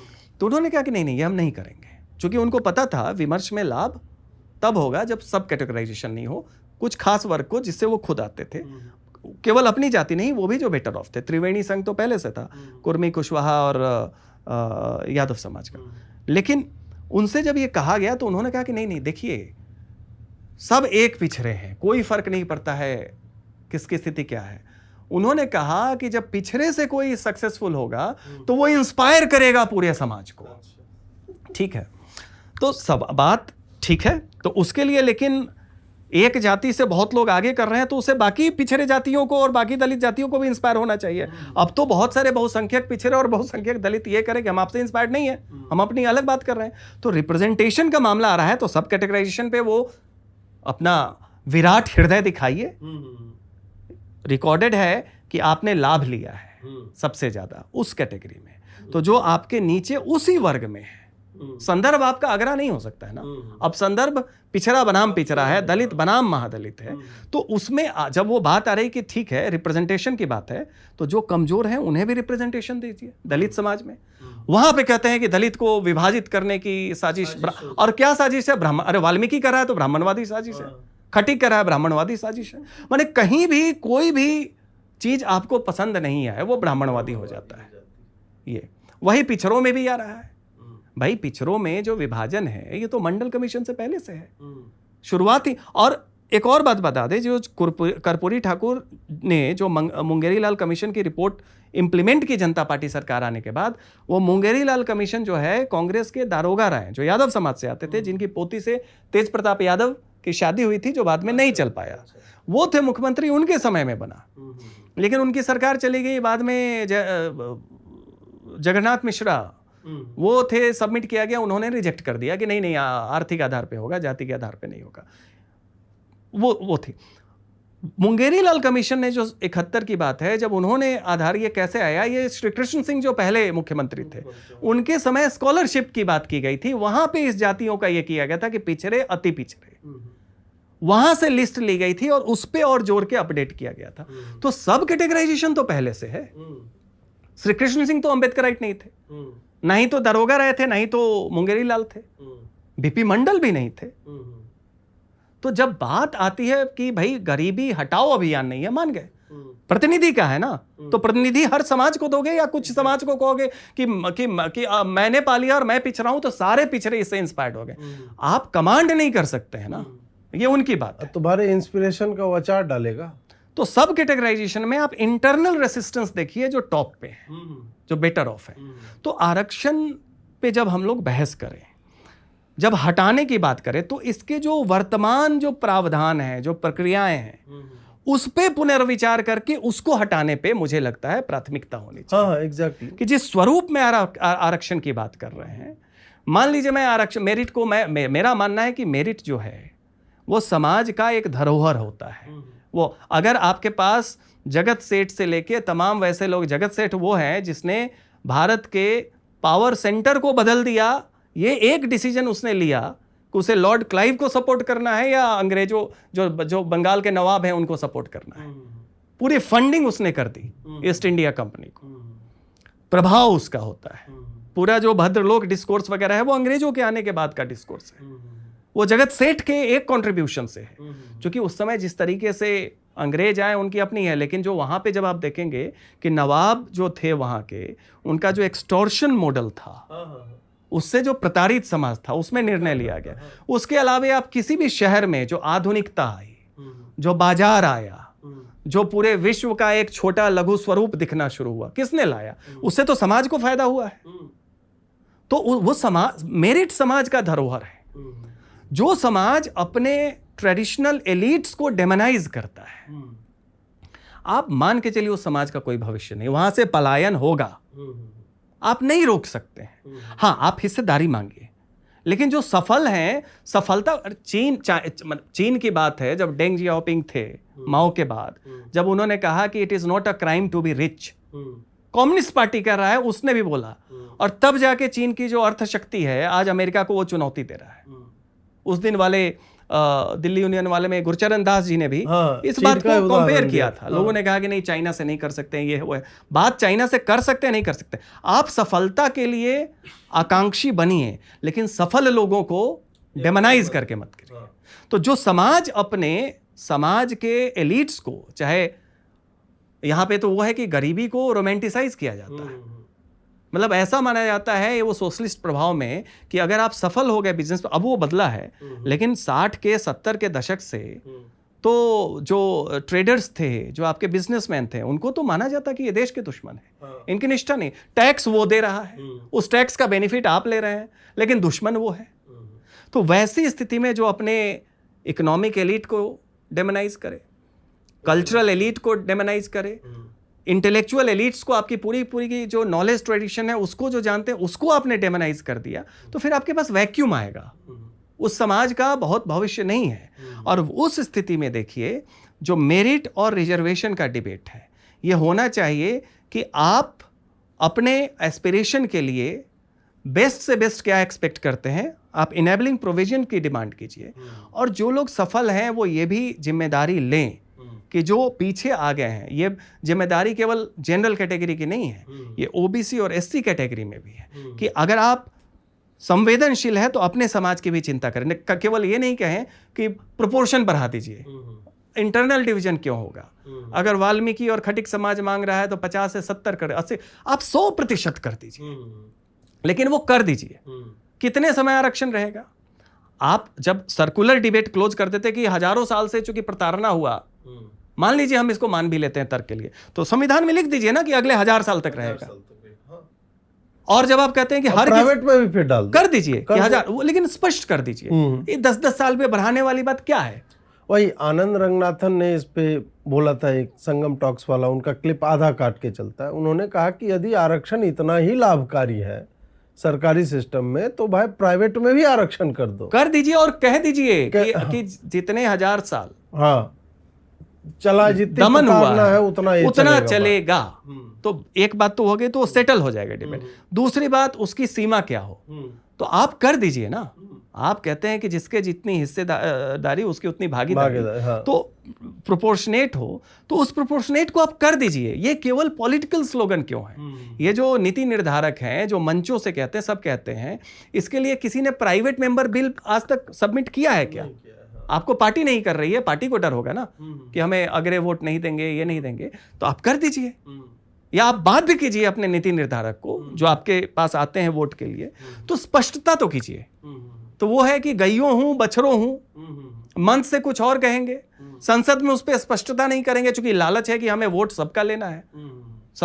समाज में बदलाव ये हो रहा है कि जातियां जो हैं अंतरजातीय विवाह में बिना किसी प्रयास की, बिना किसी विचारधारा के जा रही है। हाँ। ये अब उसमें आप बताइए कि बच्चे की जाति किससे तय हो? पिता से आप तय करते हैं। अब सिंगल मदरहुड है, सब कुछ है। रोहित वेमुला के मामले में तो आखिर आपने ये कहा ना कि नहीं, मां से भी तय हो सकता है। तो रोहित वेमुला का जो प्रकरण है उसको आप पूरे समाज के लिए सच क्यों नहीं बना? एक्सेप्शन आपने क्यों बना रखा है? तो आरक्षण पे हमारी पूरी की पूरी पॉलिसी जो है वो एडहॉक पॉलिसी है, कोई क्लैरिटी नहीं है, और ये प्रायोजित एडहॉकिज्म है। ये जानबूझ के आप इसको एडहॉक रखना, चूंकि बहुत सारी जातियां हैं जो खुद को अब बात करें तो क्षत्रिय मानती हैं, वो हवाला दे देंगे और उनका कंटेम्प्ट भी बाकी जातियों के लिए दिखेगा। लेकिन उसके लिए एक क्लोज चैम्बर होना चाहिए। मंच में जाते ही उनका समतामूलक स्वरूप जागृत होता है। और बहुत सारी जातियां जो दमित हैं वो मानती हैं कि उनका दोहन जो हो रहा है उनके समाज के वो लोग हैं जिन्होंने पूरे समूह को एप्रोप्रिएट कर लिया है, लेकिन वो बाहर जाके खुल के कह नहीं पाते। और जैसे ही वो कहते हैं उनके खिलाफ जो एसिडिक टोन आता है वो बिल्कुल वो होता है कि जो एक बहुत ही ऑर्थोडॉक्स रूढ़िवादी ब्राह्मण की परिकल्पना एक मलेच्छ के लिए जो कहते हैं कर सकते हैं, वो टोन होता है। तो अगर हम लोग इस बात को इसको समराइज करें, ये है कि एक मेरिट किसी भी समाज में कहां से आएगा कोई तय नहीं कर सकता है। हाँ, जहां से नहीं सफलता मिल रही है वहां पे आप इनेबलिंग प्रोविजन दें, लेकिन जो लोग सफल हो रहे हैं डिस्प्रोपोर्शनेटली उसे आप सोशल कंस्ट्रक्ट बता दें, ठीक है, तो फिर उस समाज का कोई फ्यूचर नहीं है। क्योंकि हमने देखा है कि एंटी ब्राह्मण मूवमेंट एंटी लिटरेसी मूवमेंट है। 80% ब्राह्मण पढ़ा हुआ है तो एंटी लिटरेसी मूवमेंट, एंटी ब्राह्मण मूवमेंट हो गया। और जहां पे 25% है यूपी में, वहां पे कोई मूवमेंट नहीं है। आपका सीधा सीधा बात है कि आपका ब्राह्मणों की सफलता आपका मानक था, कोई सोशल कंस्ट्रक्ट नहीं था। और दूसरी बात यह है कि इस पॉलिसी में समय है कि क्लैरिटी आए, जाति जनगणना हो, हर जाति का उपजाति का हिस्सा पता चले, उनकी आर्थिक स्थिति पता चले और उस आधार पे कोई कानून बने। तो ये समाज के लिए बेहतर कि मैं अगर यहां हूं तो मुझे पता तो रहे कि मेरी संवैधानिक और कानूनी स्थिति क्या है, उस हिसाब से आदमी कर लेगा। तो ये जो तलखी में समाज हमेशा रहता है, India is a nation of victim. यहां पे प्रधानमंत्री भी विक्टिम है, आज के वीडियो में बने यहां की पुलिस भी विक्टिम है, यहां के बच्चे भी विक्टिम है, पत्रकार भी विक्टिम है, अपराधी तक विक्टिम है। तो मुझे बताइए जिस समाज में हाँ बिल्कुल वो भी विक्टिम है जो चुनाव लड़े ओवैसी की पार्टी से, मुस्तफाबाद से। तो जब हर कोई विक्टिम है, सब पूरी समाज पीड़ित है, तो क्या भारत पीड़ितों का देश है? A nation of victims. Million mutinies की बात वीएस नैयपॉल ने लिखी, मुझे लगता है बिलियन विक्टिम्स की बात अब होनी चाहिए। तो सब कोई पिछड़ा है, सब कोई पीड़ित है, सब है, तो स्थिति एक बार तय कर दीजिए ताकि आदमी अपने हिसाब से सोचना शुरू करे। ठीक है, अब एक और चीज़ आती है कि ईडब्ल्यूएस का जो फ्रेमवर्क है, एक तो उसमें प्रॉब्लम सबसे बड़ा यह है कि भाई ईडब्ल्यूएस में तुमने रिकॉग्नाइज किया कि वो इकोनॉमिकली वीक है, लेकिन ना उसको फ़ी में तुम छूट दे रहे हो, ना कोर्स फी में छूट दे रहे हो, ना हॉस्टल में उसको एंट्री उस हिसाब से मिल रही है जैसे तुमने एससी के लिए, एसटी के लिए, ओबीसी के लिए अलग प्रावधान कर रखे, ना फॉर्म का उसका दाम कम है। और यह भी लोग कहते हैं कि ईडब्ल्यूएस जो है वही तुम 60% कर दो पूरे देश में, कास्ट के इक्वेशन को हटाओ उससे, ईडब्ल्यूएस का जो प्रावधान है या जो भी उसकी समीक्षा करके कि 3 लाख तक को हमको देना है, 5 लाख, या लेयर में ईडब्ल्यूएस 1 2 3 4 5 5 पार्ट में बांट दो, और उसमें जो सबसे गरीब है उसका प्रोपोर्शन ऑफ रिजर्वेशन जो है वो ज़्यादा हो, 40% कर दीजिए, उसके बाद वाला जो गरीब है उसको 20%, मतलब उनका जो, क्या इससे आप एग्री करते हैं? नहीं, देखिए, आप जो सवाल पूछ रहे हैं उसको पहले हम लोग उसका आधार देखते हैं। जो एससी और एसटी के लिए रिजर्वेशन है वो उनके कास्ट आइडेंटिटी के बेसिस पे, कम्युनिटी आइडेंटिटी बेसिस पे, ठीक है, मानक है। जो ओबीसी के लिए है वो एजुकेशनल और सोशल है। अब मुझे आज तक ये नहीं समझ में आया कि क्या एजुकेशनल बैकवर्डनेस बिना इकोनॉमिक बैकवर्डनेस के हो सकती है। आप उसको एक्सेस टू एजुकेशन कैसे होगा? या सोशली बैकवर्डनेस का मतलब है तो उससे इकोनॉमी को एक्सक्लूड क्यों किया गया? ईडब्ल्यूएस की बात नीति निर्धारकों को क्यों पड़ी? वो तो आपने एक रिस्पॉन्स की दिया कि एक समाज कह रहा है कि भाई जो आर्थिक गरीब सामान्य वर्ग में उसका क्या, तो आपने कहा कि इनको भी दे दो 10%, ठीक है। तो पहली बात ये देखिए विसंगति क्या है। जब शैक्षणिक और सामाजिक कोई पिछड़ा है तो क्या वो आर्थिक पिछड़ा नहीं है? जबरदस्ती उससे आर्थिक गरीबी को हटा क्यों रहे हो? इसका मतलब है आप चाहते हैं कि एक खास वर्ग जो सामान्य वर्ग है उसको कहीं सामाजिक और शैक्षणिक पिछड़ेपन का लाभ ना मिले। तो ये जो क्राइटेरिया है एजुकेशनल एंड सोशल बैकवर्डनेस, ये एक्सक्लूजनरी क्राइटेरिया है क्योंकि ये जानबूझ के इकोनॉमिक बैकवर्डनेस को अलग करता है। ऐसा हो सकता है क्या? समाज में जो सच्चाई होती है वो अंतरंग होते हैं, एक दूसरे से जुड़े होते हैं। सामाजिक, शैक्षणिक, आर्थिक, ये पिछड़ापन जो है वो आपको दिखेगा, एक साथ है। अब जबरदस्ती उससे आपने आर्थिक को हटाया, तो आर्थिक को हटाया क्यों? क्योंकि जैसे ही आप आर्थिक पिछड़ापन जोड़ेंगे एलिजिबिलिटी क्राइटेरिया बढ़ जाएगी। जब एलिजिबिलिटी क्राइटेरिया बढ़ जाएगी, बहुत सारी ऐसी जातियां हैं जो सामान्य में है और जिसे आप मनुस्मृति के हिसाब से अग्रा मानते हैं, वो भी एलिजिबल कहीं ना हो जाए। तो पहला जो इसमें मुझे लगता है कि सबकॉन्शियसली जो प्रावधान बनाया गया उसमें यह था कि किसी भी तौर पे जो सवर्णों में जो गरीब है, खैर सवर्ण तो पिछड़ा भी है, जिसका भी वर्ण है वो सवर्ण है, चाहे वो ब्राह्मण हो, चाहे क्षत्रिय हो, चाहे वैश्य हो या चाहे शूद्र हो, तो केवल पंचमा जो हैं जिनका वर्ण नहीं है वो अवर्ण है। तो सबसे पहली बात तो ये सवर्ण का जो सेमेंटिक्स और लैंग्वेज देखिए बहुत ही मिसअंडरस्टूड है। जब आप कहते हैं कि ये सवर्ण है तो सवर्ण का मतलब केवल वो जो अपर कास्ट जिसे मानते हैं या जो ब्राह्मण वो नहीं है। सवर्ण जिसका वर्ण हो, तो सारे के सारे पिछड़े जो हैं वो सवर्ण है। लेकिन बात चलिए प्रयोग में आ गई, तो बात इसमें है कि जो सवर्ण जिसे हम अपर कास्ट मानते हैं उनको नहीं शामिल होने देना है, इसलिए इकोनॉमिक क्राइटेरिया को हटा दिया गया कि तुम गरीब हो लेकिन तुम्हारा सोशल कैपिटल बहुत। अरे कौन सा सोशल? ग्रुप 4 का जब, और ऑटो चलाने वाला जब, वो भी दिहाड़े पे सिक्योरिटी गार्ड जो ब्राह्मण है, वही मैं कह रहा हूं, उसका क्या सोशल कैपिटल है आप बताइए। तो वो कहेंगे कि नहीं उन्हें अब कौन कुएं से पानी पी रहा है, जो कुएं पे एंट्री, भाई ये कहाँ खा रहा है, जिस ढाबे से चाय पी रहा है, खाना खा रहा है, उसमें नहीं है। लेकिन चलिए जिस समय बनाएगी मान लेते हैं कि उस समय ये था। तो आपने जब इकोनॉमिक क्राइटेरिया को सोशल एंड एजुकेशनल से अलग किया तो ये बहुत ही बड़ा लॉजिकल ही नहीं, इंटेंशनल डिस्क्रिपेंसी थी। जानबूझ के एक्सक्लूजनरी डिस्क्रिपेंसी आप एक्सक्लूड कर रहे हैं।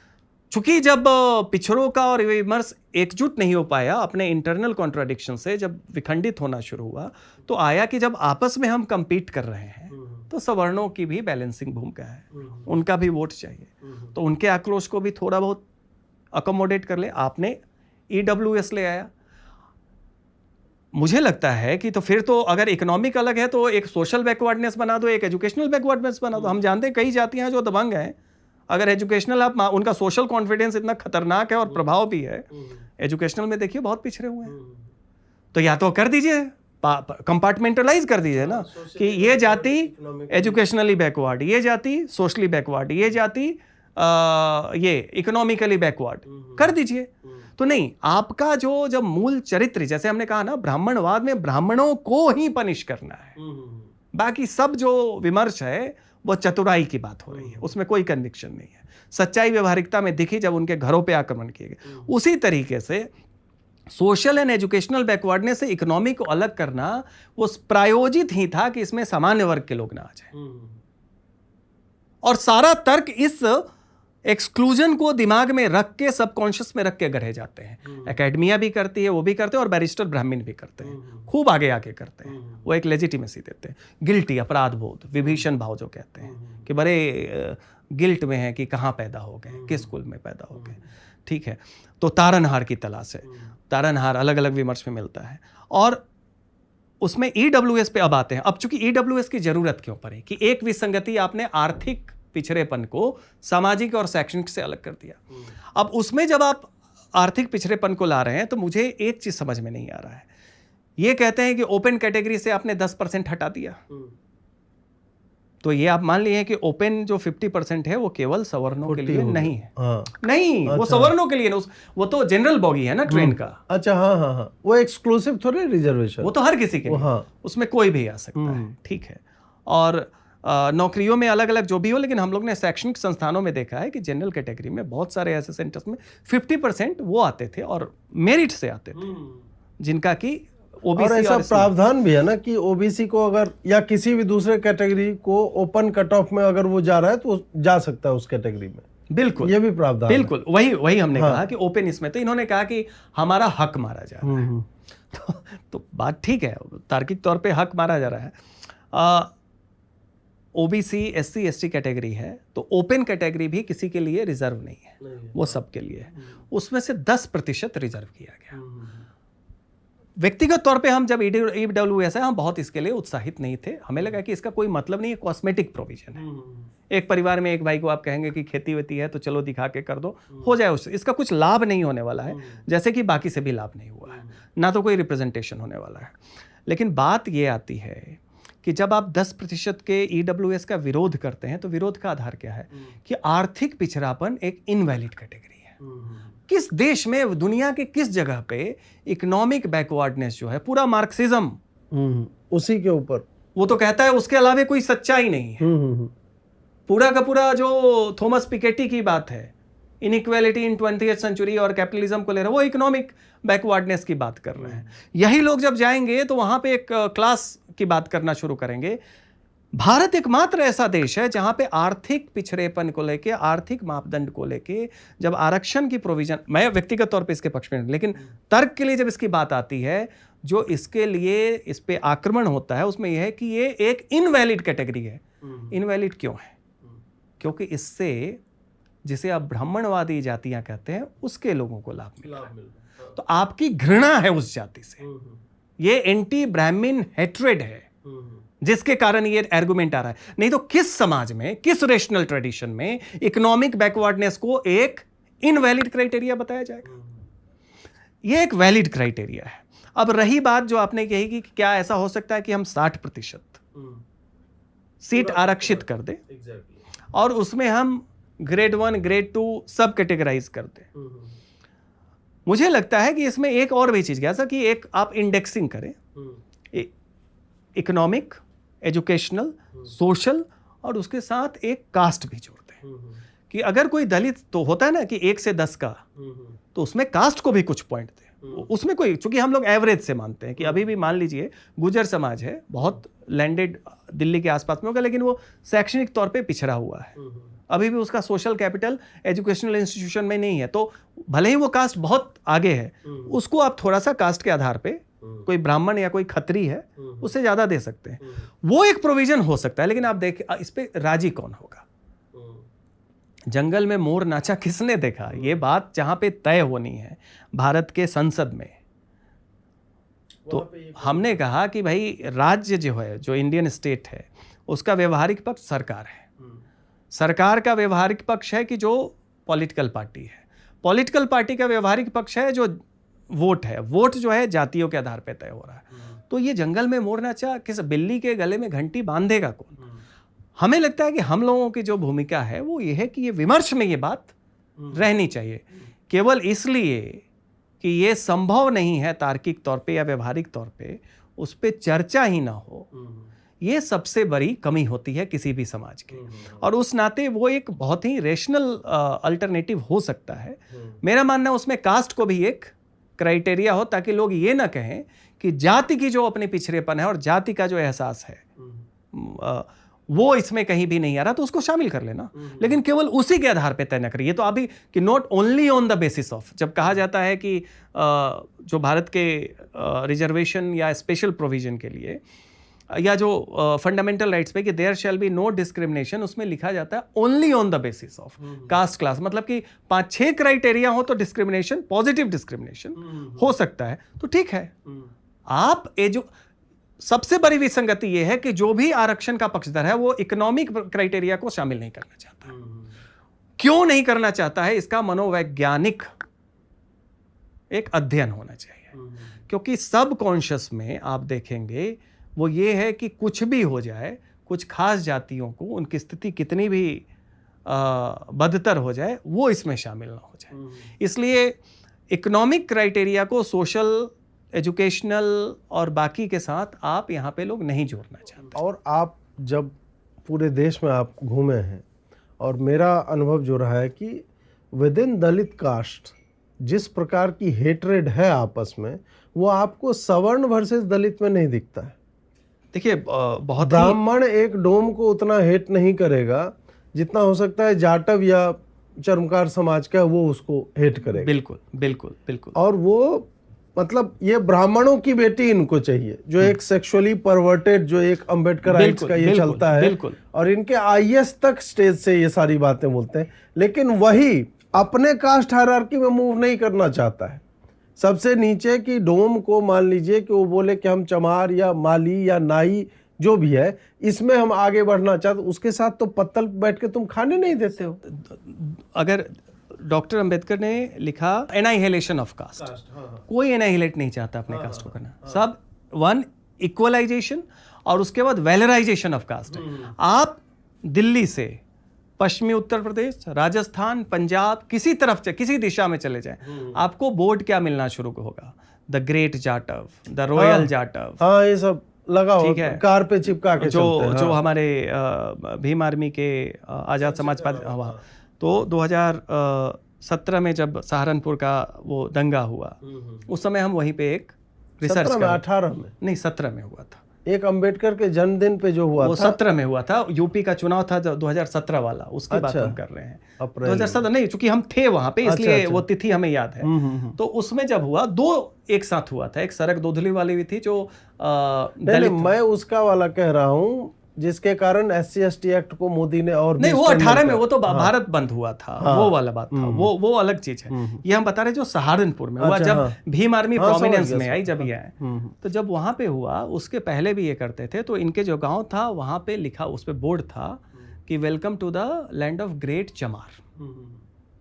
हम लोगों ने अपनी एक किताब लिखी, Dalit politics in the times of Hindutva, उसमें इनसे सवाल भी पूछा गया कि जब आप दलित की बात करते हैं तो ग्रेट तो आपने चमारों को कहा, great Pasi, great Valmiki, great खटिक, तो वहां उन्होंने कहा कि नहीं नहीं, हमारे लिए सब ग्रेट है। लेकिन सवाल क्या है कि यहाँ पे कौन अपनी जाति को, जब आप ग्रेट लिख रहे हैं तो क्या आप एनाहिलेट करना चाहते हैं? कोई नहीं करना चाहता है। दूसरी बात जो आपने कहा, अंतरजातीय विवाह, कौन, कितनी अंतरजातीय विवाह कैटेगरीज में हो रही है, और हर किसी को ब्राह्मणों की ही लड़की क्यों चाहिए? क्यों चाहिए भाई? और शादी का मामला, उसमें कोटा थोड़े ना निर्धारण होगा। ये तो अगर आप अपने आप को रेशनल मानते हैं, डॉक्टर अंबेडकर, वो एक रेप फैंटेसी है इनकी, वो डोमिनेंट पोजीशन। जैसे आप इसका पैरेलल में पॉइंट से देना चाहूंगा कि वाइट लोगों को नीचा दिखाने के लिए इंटररेशियल पॉर्न में आप देखते हैं ब्लैक मेल्स का यूज किया जाता है और बहुत ही ब्रूटलाइज किया जाता है वाइट वुमेन को, और वो इंटरनेट पे घूमता रहता है। तो आप उस पूरे समाज को दिखा रहे हो कि हम तुम्हारी बेटियों पे डोमिनेट कर रहे हैं। तो एक्चुअली कहीं ना कहीं वही फटिश जो है इनके दिमाग में घर कर गई है कि हमें ब्राह्मणों की बेटियां चाहिए। और ये देखिए, ये विकृत मानसिकता। हाँ, एग्जैक्टली। और ये कैसे, ये कोई लोहियाइट जो मूवमेंट था, रोटी बेटी, ये उन्होंने कहा था कि दान शब्द वहाँ दूसरे, उनका कहना था इसको बढ़ावा दीजिए। बढ़ावा का मतलब है कि समाज को वॉलंटरीली इसकी तरफ प्रेरित कीजिए। मंच से ये डिमांड करना, अरे मतलब ये तो विकृत मानसिकता है। वही, और ये वामपंथी और फेमिनिस्ट जो है वो नहीं, मतलब इस पे कुछ अटैक नहीं करेंगे। तुम मतलब वस्तु मान रहे हो, हाँ, फीमेल को वस्तु मान ये रहे भी हो, अपने तरीका कॉमोडिफिकेशन तुम है। लड़का क्यों नहीं मांग रहे हो ब्राह्मण समाज का? हाँ, कि दलितों की बेटियां जो है लड़के ले जाए, ब्राह्मणों के लड़के हमें दे दो, ये तो तुम अब नहीं देखिए, कहते एक इसमें मैं आपको एनेक्डोट देता हूँ, नाम नहीं लूंगा। नासिक में एक चितपावन परिवार, वहाँ पे जाना हुआ, तो जो लड़की हैं वो चितपावन परिवार से हैं और ब्रिटिश टाइम से वो लोग 4th 5th जनरेशन लीगल है, मतलब बैरिस्टर रहे हैं, बड़े ये रहे हैं, सब रहे हैं, एलीट जिसे आप कहते हैं। तो जो उस समाज की सबसे वो जो बेटी हैं, उनकी जो शादी है, उन्होंने शादी खुद से की, वो एक दलित जो महार समाज से हैं उनसे की, वो भी काफ़ी सक्सेसफुल हैं।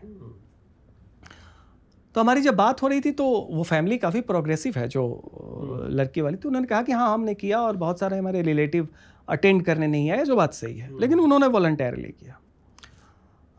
जो उनके हस्बैंड थे, हमने जब उनसे बात किया कि आप ये बताएं, और बात वो खुल के कर रहे थे कि, तो उन्होंने कहा कि देखिए हमने जब इनसे शादी की तो हमारे चाचा, हमारी माता जी, सबके लिए ये उपलब्धि नहीं थी कि मैं इतना पढ़ लिख के इतना सक्सेसफुल हूँ।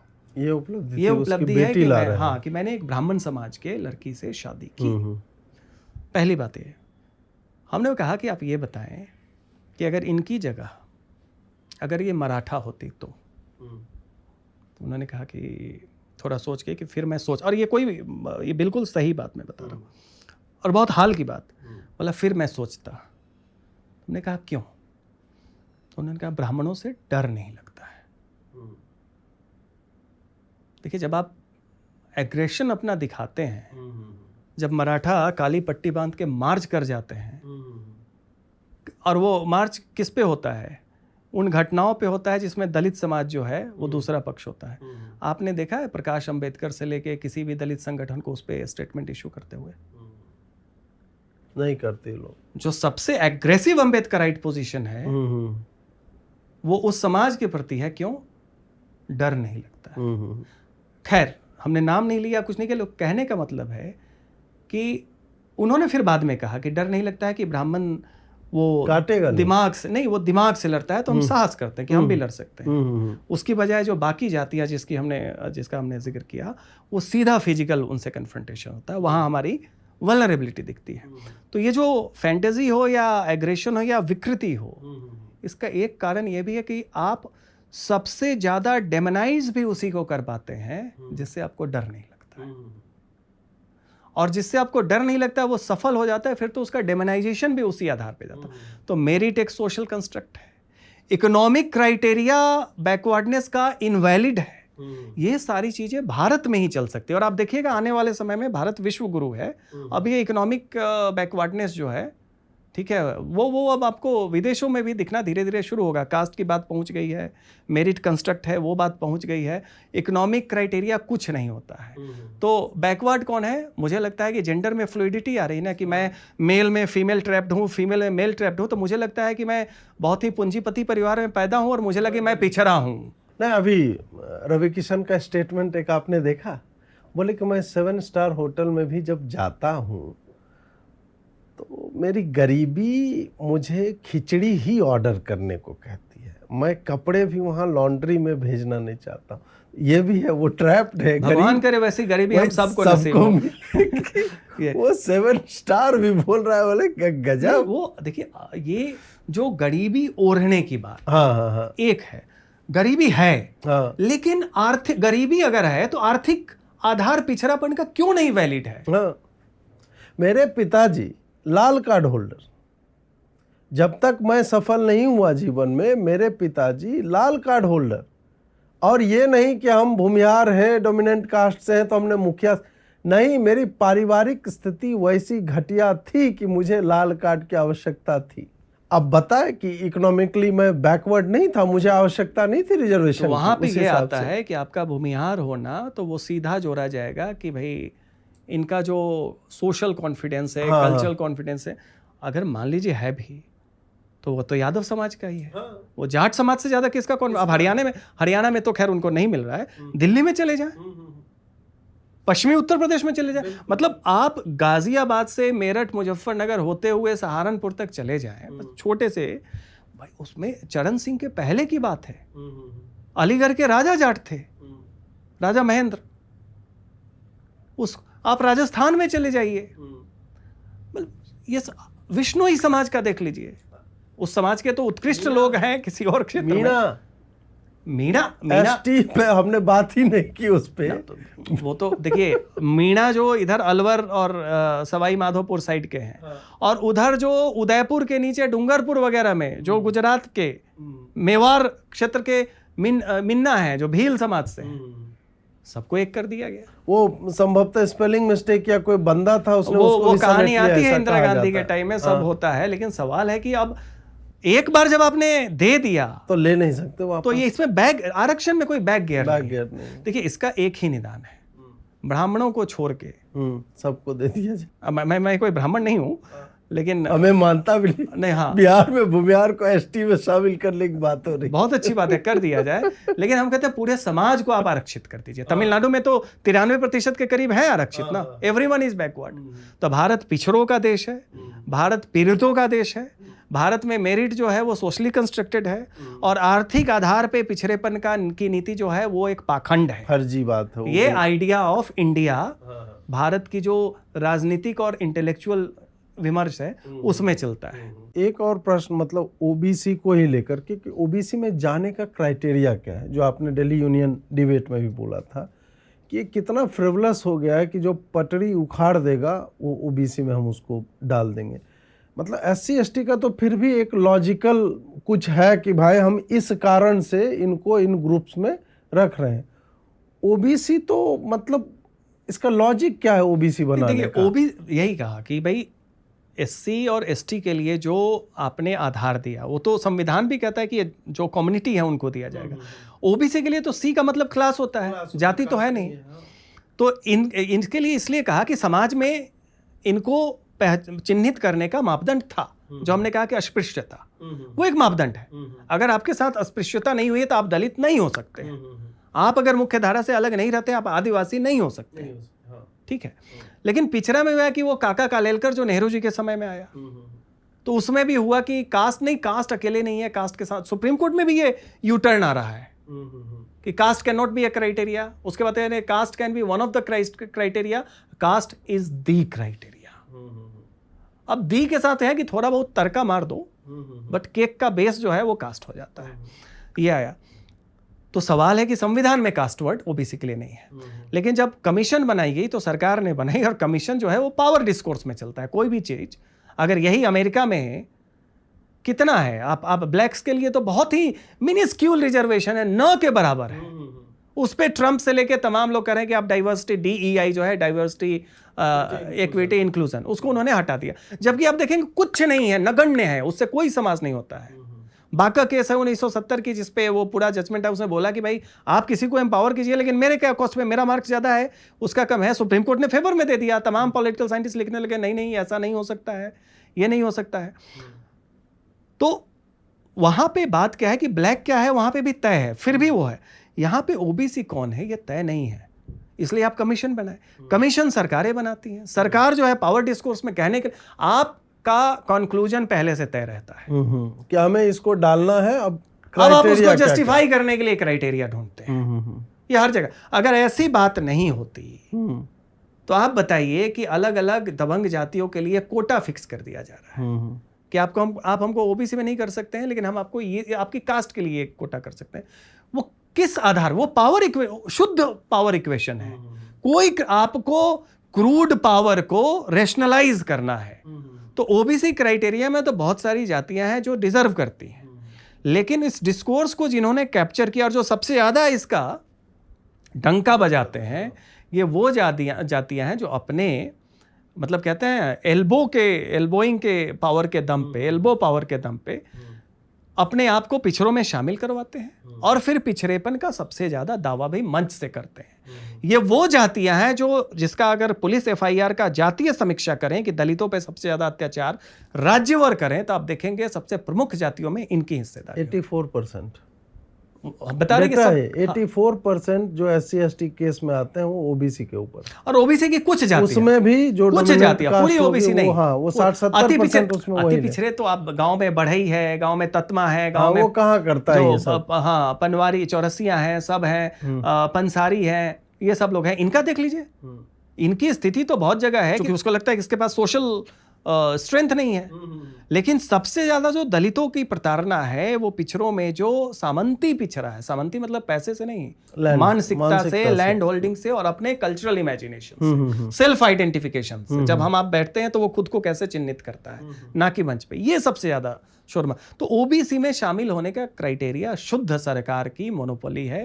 कमीशंस बनते हैं, कंक्लूजन्स एक तरीके से तय, मतलब कोई लिखित में नहीं, वो पता रहता है। अब कर्पूरी ठाकुर कर रहे हैं तो वो आते थे नाउ समाज से, बार्बर कास्ट से, तो सब कैटेगराइजेशन हो गया, दबंग पिछड़ों को थोड़ा अलग रखा गया, बाकी 60% जो है वो दिया गया। और जब बीपी मंडल बनते हैं तो कोई क्राइटेरिया ही नहीं डिवाइड करने का होता है, तो सीधा है ना, दबंग जाति के अंडर कमीशन है तो कोई पिछड़ों के लिए अलग से हिस्सा नहीं है। कमजोर पिछड़े के अंदर में है तो उसमें क्राइटेरिया वाली नीति लागू होती है। और जब एक और इंटरेस्टिंग बात है, बिहार के सरकार के लिए आज भी कर्पूरी मॉडल है, मुंगेरी लाल कमीशन है कि BC1 BC2 के आधार पर तय होता अगर बिहार में जाए। आपको पता है लालू जी जब मुख्यमंत्री 90 में बने और मंडल कमीशन का ये आया, रिपोर्ट आ गया, 93 वगैरह में लागू हो गया, लालू जी ने कुछ समय के लिए कर्पूरी मॉडल को हटा के मंडल कमीशन लागू कर दिया स्टेट गवर्नमेंट के लिए। उसके खिलाफ अति पिछड़े हाई कोर्ट में चले गए। जब हाई कोर्ट में गए तो नीतीश कुमार, जॉर्ज फर्नांडिस, सब लोग गए, बोले कि भाई इस पे इंटरनल कॉन्ट्राडिक्शन हो जाएगा, तब इसको वापस लाया गया। कहने का मतलब है वहां भी प्रयास यह था कि बिहार में जो लाभ मिले वो पिछड़ों में कुछ खास समाज को मिले। तो क्राइटेरिया ओबीसी कौन है, किसको लाया जाए, किस नहीं, हटाना तो बड़ा मुश्किल है, बट किसको शामिल पे शामिल किया जाए, ये शुद्ध पावर डिस्कोर्स है। और उस डिस्कोर्स को आपको रेशनलाइज करने के लिए कमीशंस बनती हैं, वो आधार ढूंढते हैं, तर्क से कुछ भी सिद्ध हो सकता है। लेकिन ओबीसी के मामले में सबसे बड़ी विसंगति यह है कि सरकार की मोनोपोली है, कोई सोशल क्राइटेरिया नहीं लाया जाता। इसीलिए ममता बनर्जी लगभग 80 जाति को, वो भी उसमें 77 मुस्लिम ओबीसी बनाती है, और कोर्ट में मामला जाता है और शुभेंदु अधिकारी आते हैं तो एक झटके में सबको सामान्य बना देते हैं। ये तो ओबीसी की सच्चाई है। ये बाकी हर साल हर राज्य में कुछ जातियां ओबीसी में शामिल हो जाती है, निकलती कोई नहीं। नहीं, सबका साथ सबका विकास हो रहा है। हाँ। अब एक बात आती है, जब ये बात हम छेड़ने लगते हैं या रिजर्वेशन हटाओ आंदोलन चलने लगता है तो सब बोलता है कि हम फिर वोट किसको दें, और फिर इन सब को एक कंफ्यूजन है कि भाजपा जो है वो प्रो जनरल है या वो रिजर्वेशन नहीं बढ़ाती है। जबकि 2001 में रामनाथ कोविंद की समिति आई, उन्होंने प्राइवेट में रिजर्वेशन को बहुत एग्रेसिवली पुश किया था उस वक्त, उन्हीं की सरकार भी थी उस वक्त। उसके बाद फिर हम नायब सिंह सैनी से पहले खट्टर ने गुड़गांव में ऐसा कुछ एडवेंचर करने का सोचा था तो बहुत बैकलैश मिला, हाई कोर्ट ने या सुप्रीम कोर्ट ने उसको जो है निरस्त किया। तो ऐसा नहीं, और मुझे लगता है कि अगर राहुल गांधी इस पे बहुत ज़्यादा बोले तो भाजपा कर देगी प्राइवेट में आरक्षण, ग्रुप डी से ये आरंभ कर देंगे, मुझे ये लगता है। तो थोड़ा सा बताइए कि ये जो ब्लैकमेलिंग चल रहा है इसको लेकर के कि भाजपा नहीं तो कौन, इस टाइप, इसका हम क्या उत्तर देखिए, दें? सबसे पहले सामाजिक आधार पे जो रिप्रेजेंटेशन है उसमें बीजेपी की स्थिति देखें, और बीजेपी के बाद बीजेपी सरकार है। हमने पहले भी इसको कहा, आप भारत को ब्राह्मणवादी देश कहते हैं, आप जब से प्रधानमंत्री मोदी हैं सबसे सशक्त प्रधानमंत्री हैं। अगर सशक्त प्रधानमंत्री में नेहरू, इंदिरा गांधी और मोदी की बात की जाए तो उस तीन में ये भी एक है, तुलना न भी की जाए तो। दूसरी बात, पिछड़े समाज से आते हैं, आने के बाद आप जब इसको इंडिया को ब्राह्मणवादी समाज अभी भी कहा जाता है तो कुछ मानक तो होगा ना। तो हम कई बार बोले कि रिपब्लिक का टॉप 3 पोस्ट देख लो, राष्ट्रपति, उपराष्ट्रपति, प्रधानमंत्री, एक भी सवर्ण बना है क्या प्रधानमंत्री मोदी के प्रधानमंत्री रहते हुए? चूंकि प्रधानमंत्री हैं, जिस सरकार पार्टी से आते हैं उसकी सरकार है, वो तय करती है कि उनका उम्मीदवार हो। रामनाथ कोविंद हुए और उसके बाद मुर्मू जी हुई, मुर्मू जी हुए, प्रधानमंत्री मोदी खुद हैं, धनखड़ जी थे, और अभी वो भी राजस्थान में आते हैं, वो ओबीसी से आते हैं, और राधा कृष्णन है, वो भी ओबीसी समाज से आते हैं। तो कहने का मतलब है कि एक मापदंड है। दूसरा आप देखिए, सबसे इनके संकट मोचन दो व्यक्ति थे, धर्मेंद्र प्रधान और भूपेंद्र यादव। कहीं भी कोई क्राइसिस हो, चुनाव जितवाना हो, धर्मेंद्र प्रधान को न हटाने के पीछे एक रेसिस्टेंट इसलिए भी था कि अभी सरकार में मंत्री होते हुए आपका क्या परफॉर्मेंस है वो एक क्राइटेरिया हो सकता है, लेकिन उससे बड़ा क्राइटेरिया था पार्टी में आप क्या कर रहे हैं, पार्टी में संगठन में आपका क्या उपयुक्तता है, और वो बहुत ही प्रखर था। दोनों किस समाज से आते हैं? ओबीसी। हाँ, ओबीसी से आते हैं। भूपेंद्र यादव तो जानते हैं, धर्मेंद्र प्रधान उड़ीसा के चासी, ये जो समाज है उससे कुछ होता है ना उधर, मतलब चूंकि वो खेतीहर हैं तो उस नाते जोड़ लेते हैं, कुर्मी नहीं है उसमें, तो उससे आते हैं, वो ओबीसी हैं। उसके अलावे आप देखिए बीजेपी में तमाम जगह जो मुख्यमंत्री वाली बात, अभी एक महाराष्ट्र, असम और बंगाल, ये तीन में आपने किया। बंगाल असम को जातीय परिधि से देखा भी नहीं गया, जब आएगा फिर देखिए आएगा। अभी तक वामपंथ, इस्लाम ये था, इसलिए एक ब्राह्मण को आप ले आए। असम में भी वही डेमोक्रेट। आप देखिएगा कि जब ये डिस्कोर्स मतुआ से लेके महिष्या पे आएगा, उसके अलावा पौन खत्री पे आएगा, आगरी समाज पे आएगा, अलग अलग आएगा। अगर बीजेपी वहाँ रहती है, आप देखिएगा कैसे वहाँ पे ब्राह्मण बनाम गैर ब्राह्मण आएगा, जो बंगाल की सच्चाई थी नमोशूद्रा मूवमेंट के बाद।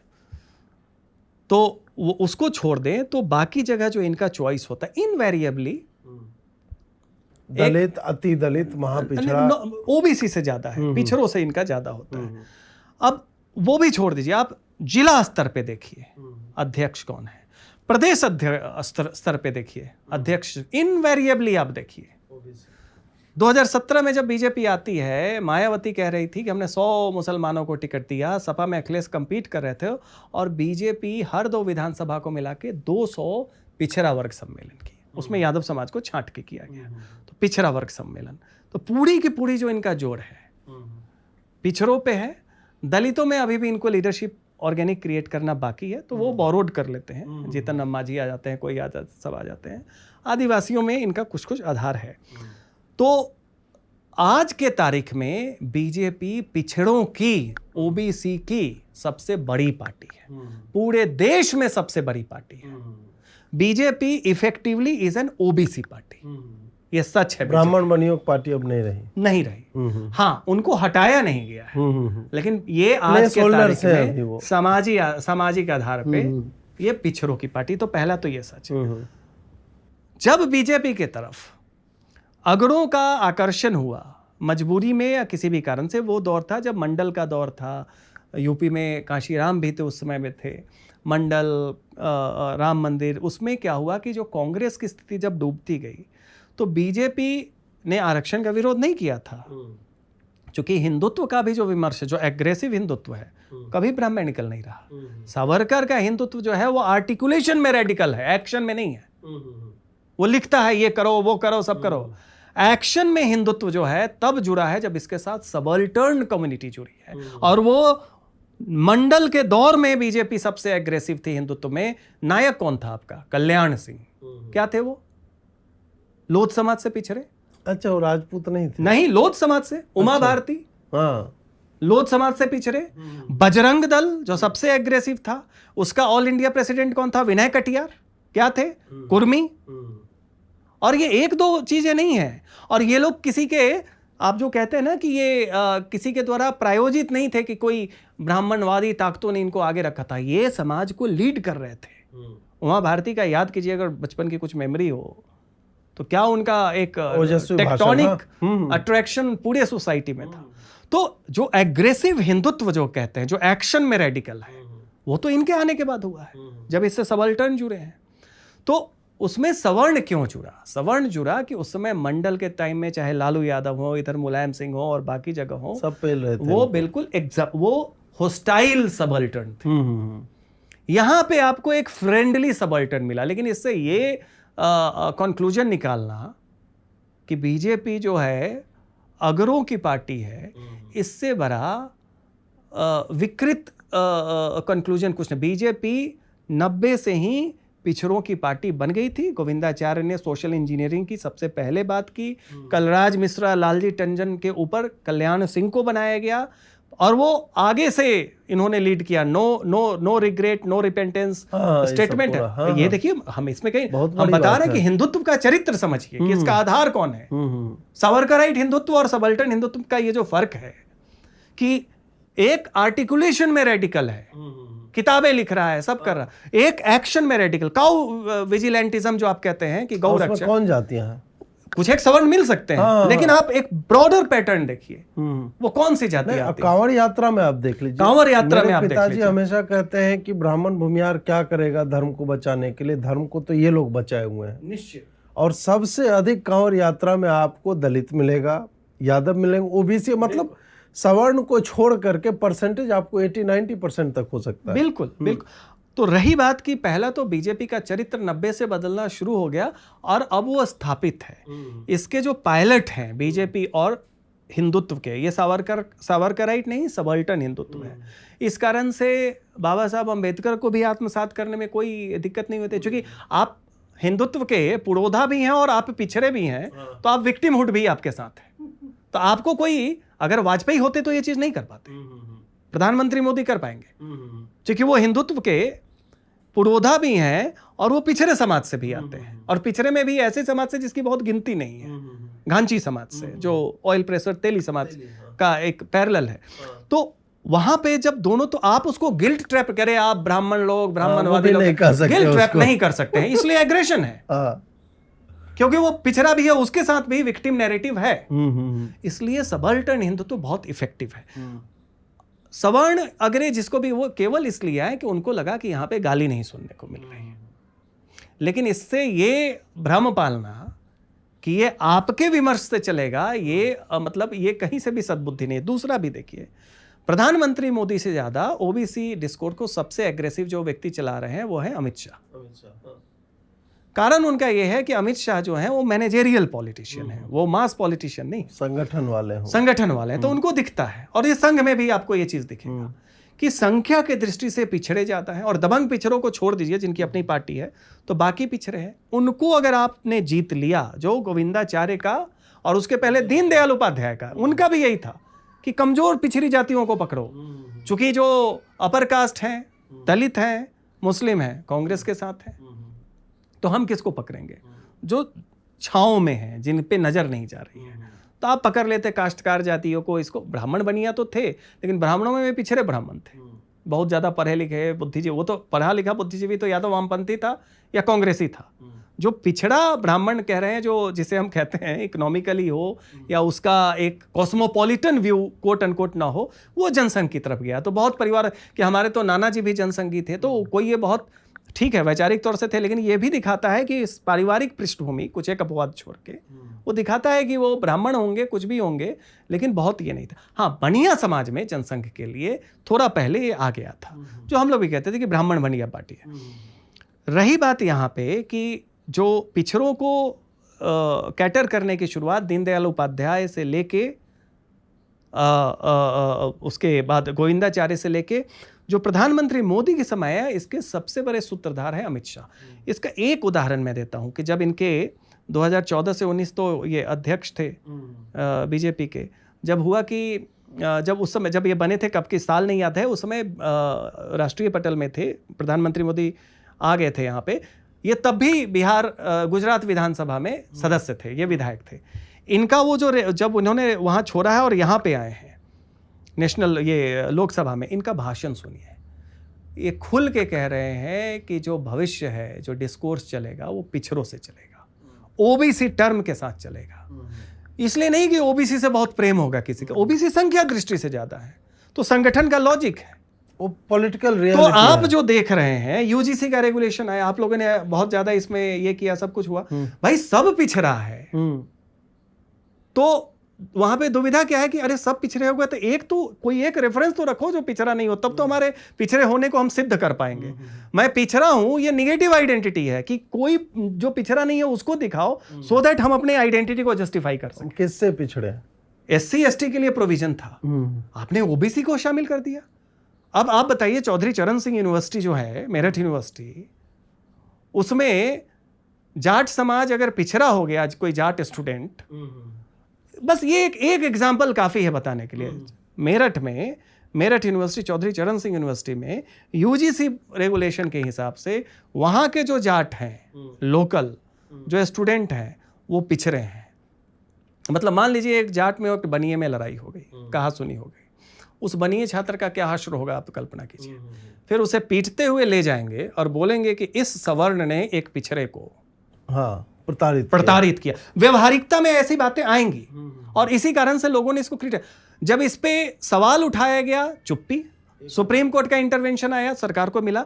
लेकिन जब अमित शाह जी से पूछा गया, एक पत्रकार ने पूछा, तो उन्होंने कहा अरे चलो भैया, मतलब आपका संज्ञान नहीं लिया जा रहा है। आप सवर्ण हैं, आप स्टेक होल्डर नहीं है बीजेपी की, और स्टेक होल्डर नहीं है इस कारण से नहीं कि जानबूझ के करें, उनको पता है कि आपके पास विकल्प नहीं है। लेकिन सवाल क्या उठता है, जब चीजें आपको फ्रेंडली सबल्टर्न माना गया, हमें पता है कि आप सबल्टर्न है, सबल्टर्न लीडरशिप आगे आएगी, लेकिन चूंकि आप हमें गाली नहीं दे रहे, प्रताड़ित नहीं कर रहे थे, हाँ, उस तरह की हॉस्टिलिटी नहीं दिखा रहे, हम आपके साथ हैं, हिंदुत्व की बात कर रहे हैं जो इंक्लूसिव है, और दूसरी तरफ हॉस्टाइल थे। अब चेंज क्या आ रहा है, अब अगली पीढ़ी में, इसीलिए हम कह रहे हैं कि 90 के दशक में जिसका बचपन बीता हो या जो उससे पहले का हो, जो हम लोगों की पीढ़ी है, उस पे वो एक आधार रहता है। अब वो जाते जाते भी ताबीज की मियाद बची रहती है। लेकिन जिस पीढ़ी ने वो नहीं देखा, उसके लिए बीजेपी सरकार में उसका मानक UGC रेगुलेशन, वो 90 के मंडल से नहीं देखेगा, हाँ। राम मंदिर की बात में वो राम मंदिर टेम्पल मूवमेंट नहीं देखेगा, वो जो चंदा चोरी देखे, चढ़ावा चोरी हुआ है वो देखेगा। और उस तरीके से जिसे जो नई पीढ़ी जेनजी वगैरह कर रहे हैं, वो ये भी देखेगा कि जब परीक्षा में अनियमितताएं हो रही थी, संबंधित मंत्री नैतिक जिम्मेदार, रेल मंत्री रेल चलाता है क्या, लाल बहादुर शास्त्री हो, माधवराव सिंधिया हो, नीतीश कुमार हो, इस्तीफा दिया ना, नैतिक जिम्मेदारी कोई थोप नहीं सकता, वो फील कर, उसके लिए रहीमन पानी राखिए बिन पानी सब सुन, आपको महसूस करना होगा। तो उनके लिए ये तलखी है, मापदंड बदल रहे हैं। तो जो हमारी जनरेशन में है कि जब बिहार में वोट देने की बात आती है तो हम देखते हैं गाली देते लोग, अरे कुछ भी हो जाएगा, लालू को कैसे दे देंगे। हम लोग चूंकि 90 से हैं, हम लोग उससे प्रभावित रहते हैं कि शायद हम बात कर रहे हैं लेकिन हम वोटिंग में हमारा 90 का अनुभव हावी हो जाए। लेकिन जो नई पीढ़ी है, हमने देखा है, उसमें ये चर्चा शुरू हो गई है। उसके लिए तेजस्वी हो, उसके लिए चिराग पासवान हो, उसके लिए सम्राट चौधरी हो, उसे बहुत फर्क नजर नहीं पड़ता, हाँ, सब सेम। और ये बीजेपी के लिए चिंता का विषय होना चाहिए। देखिए, कोर को डैमेज करके संगठन कितना भी, रोमन एम्पायर जो है ओवर एक्सपेंशन में कोलैप्स की थी। कोर पे से जब एक्सपेंशन में आप जाते हैं ना, अश्वमेध का घोड़ा जब बढ़ता ही चला जाए, 7, 8 कुछ तो गिनती आप रखेंगे कि वहां से वापस कर, जब कोर को भूल के आपका अश्वमेध का घोड़ा अंतहीन सफर पे जाता है, तो आपको एहसास नहीं होता है कि कोर के जाने से लेजिटिमेसी क्राइसिस होती है। 24 का जो चुनाव था, लोग कहते हैं कि कॉन्स्टिट्यूशन खतरे में है और रिजर्वेशन, वो बहुत छोटा पक्ष था। आपको अवध में जहां ब्राह्मण और ठाकुर हैं, आप रायबरेली, अमेठी, सुल्तानपुर, ये सारी सीट हार रहे हैं, ब्राह्मणों ने और ठाकुरों ने आपको वोट नहीं किया है। बनारस में आपको कुर्मी, बिंद और उसके अलावा भूमिहार और ठाकुरों ने भी वोट नहीं किया।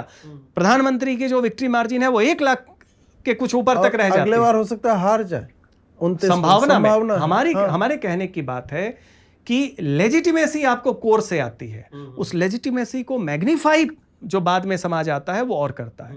यहाँ पे क्या है कि जो स्थिति बन रही है, एक किताब है कि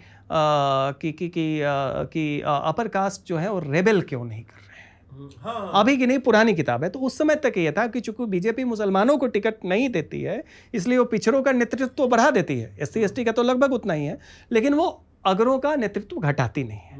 लेकिन सवाल तो न्याय का मतलब ही डिस्ट्रीब्यूशन होता है, वो चाहे नौकरी हो, शिक्षा हो, चाहे आपके अपने अधिकार हो। Justice is about distribution, supply demand की बात है कि कैसे डिस्ट्रीब्यूट करेंगे, 50% ये वो। जब यहाँ पे एक अपर कास्ट के बीच में, नई पीढ़ी में खासकर, ये मान्यता बन जाए कि मैं स्टेक होल्डर नहीं हूं। अमित शाह ने कहा गुजरात में कि ओबीसी हमारे एंकर हैं, और जब यूजीसी के बाद एक पत्रकार ने पूछा तो कहा चलो भैया, मैंने सवाल को सीरियसली लिया ही नहीं, रिडिक्यूल भी नहीं किया, इग्नोर कर दिया। वो जब ब्रह्मास्त्र हनुमान जी पे चला तो हुआ नहीं कि ब्रह्मा का अपमान ना हो, इग्नोर कर दिए, तो कोई असर नहीं हुआ। तो सवर्ण वही है कि हमारे पास साक्षात नर रूप में नारायण भगवान राप हैं, तो ब्रह्मास्त्र आप चलाते रहिए ब्राह्मणवादी लोग। हाँ, आपको नोशनल ये करते रहेंगे, करेंगे वही। अब सोचिए जो नेता ये चुन रहे हैं, जिस आधार पे चुन रहे हैं, बिहार तो बहुत बड़ा उदाहरण है। आप संगठन से किसी पिछड़े को नहीं चुन सकते थे, आप पार्टी के किसी पिछड़े को नहीं चुन सकते थे। 7 साल पुराना एक पैरा। और अगर आपने जातीय आधार पे कि भाई यादव समाज के बाद कुशवाहा है, तो उपेंद्र कुशवाहा को आप क्यों अपीज कर रहे हो? एक भूमिहार जाति से के एमएलसी से रिजाइन करवा के, एक भाई आपके पास कुशवाहा मुख्यमंत्री है, किस हद तक आप अपीज करेंगे?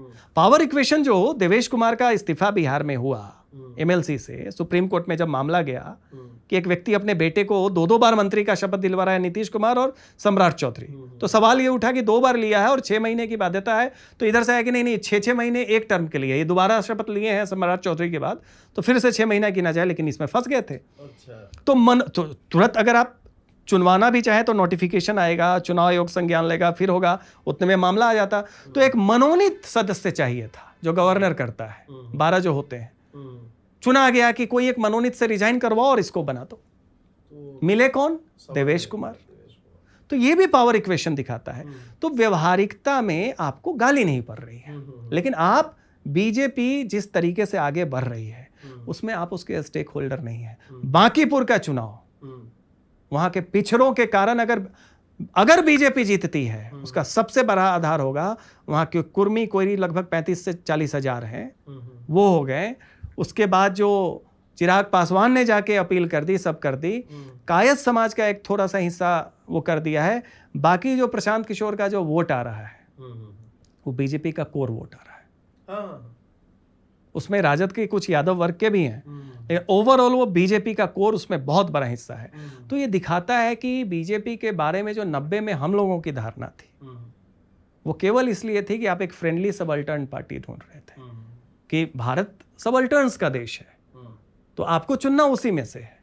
लेकिन अब जब स्थिति है कि मेरे अनुभव में कोई फ्रेंडली नहीं है, क्योंकि हम तो पॉलिसी और आपके नीति से, आपके रिप्रेजेंटेशन से तय करेंगे, तो वैसी स्थिति में हमें लगता है जो अभी की जो पीढ़ी है, आप उसको जैसे भी देखें, वो फिर खुल जाएगा। जब हर कोई हॉस्टाइल है तो कोई हॉस्टाइल नहीं है। एग्जैक्टली। और जो हॉस्टाइल है वो भी अपीज करने के लिए दिखावटी ही सही, पल भर के लिए क्या है, कोई हमें प्यार कर ले, झूठा ही सही। अगर वही है तो जब हमें चुनना ही है, जब झूठा ही प्रेम है तो किसी को चुन ले। तो ये चिंता की बात है। और बीजेपी को तो मैं ओबीसी की सबसे बड़ी पार्टी मानता हूं, उसके साक्ष्य हैं, उसका आधार है। आप रिप्रेजेंटेशन में देख लें, सरकार में देख लें, जो मंत्री उसके संकट मोचन है उनको देख लें, जो तय करते हैं कहां पे कौन, जिसके पास आप पैरवी के लिए पहुंचते हैं कि इनके थ्रू तो काम हो ही सकता है, ज्यादातर पिछड़े वर्ग से हैं। दोस्तों, ये डिबेट अभी और चलता रहेगा। हम इसके और भी आयामों पे अलग अलग व्यक्तियों से, और सज्जन कुमार जी भी आगे समय देंगे, तो हम इनसे भी चर्चा करते रहेंगे। सज्जन जी, आपने समय दिया इसके लिए बहुत बहुत आभार।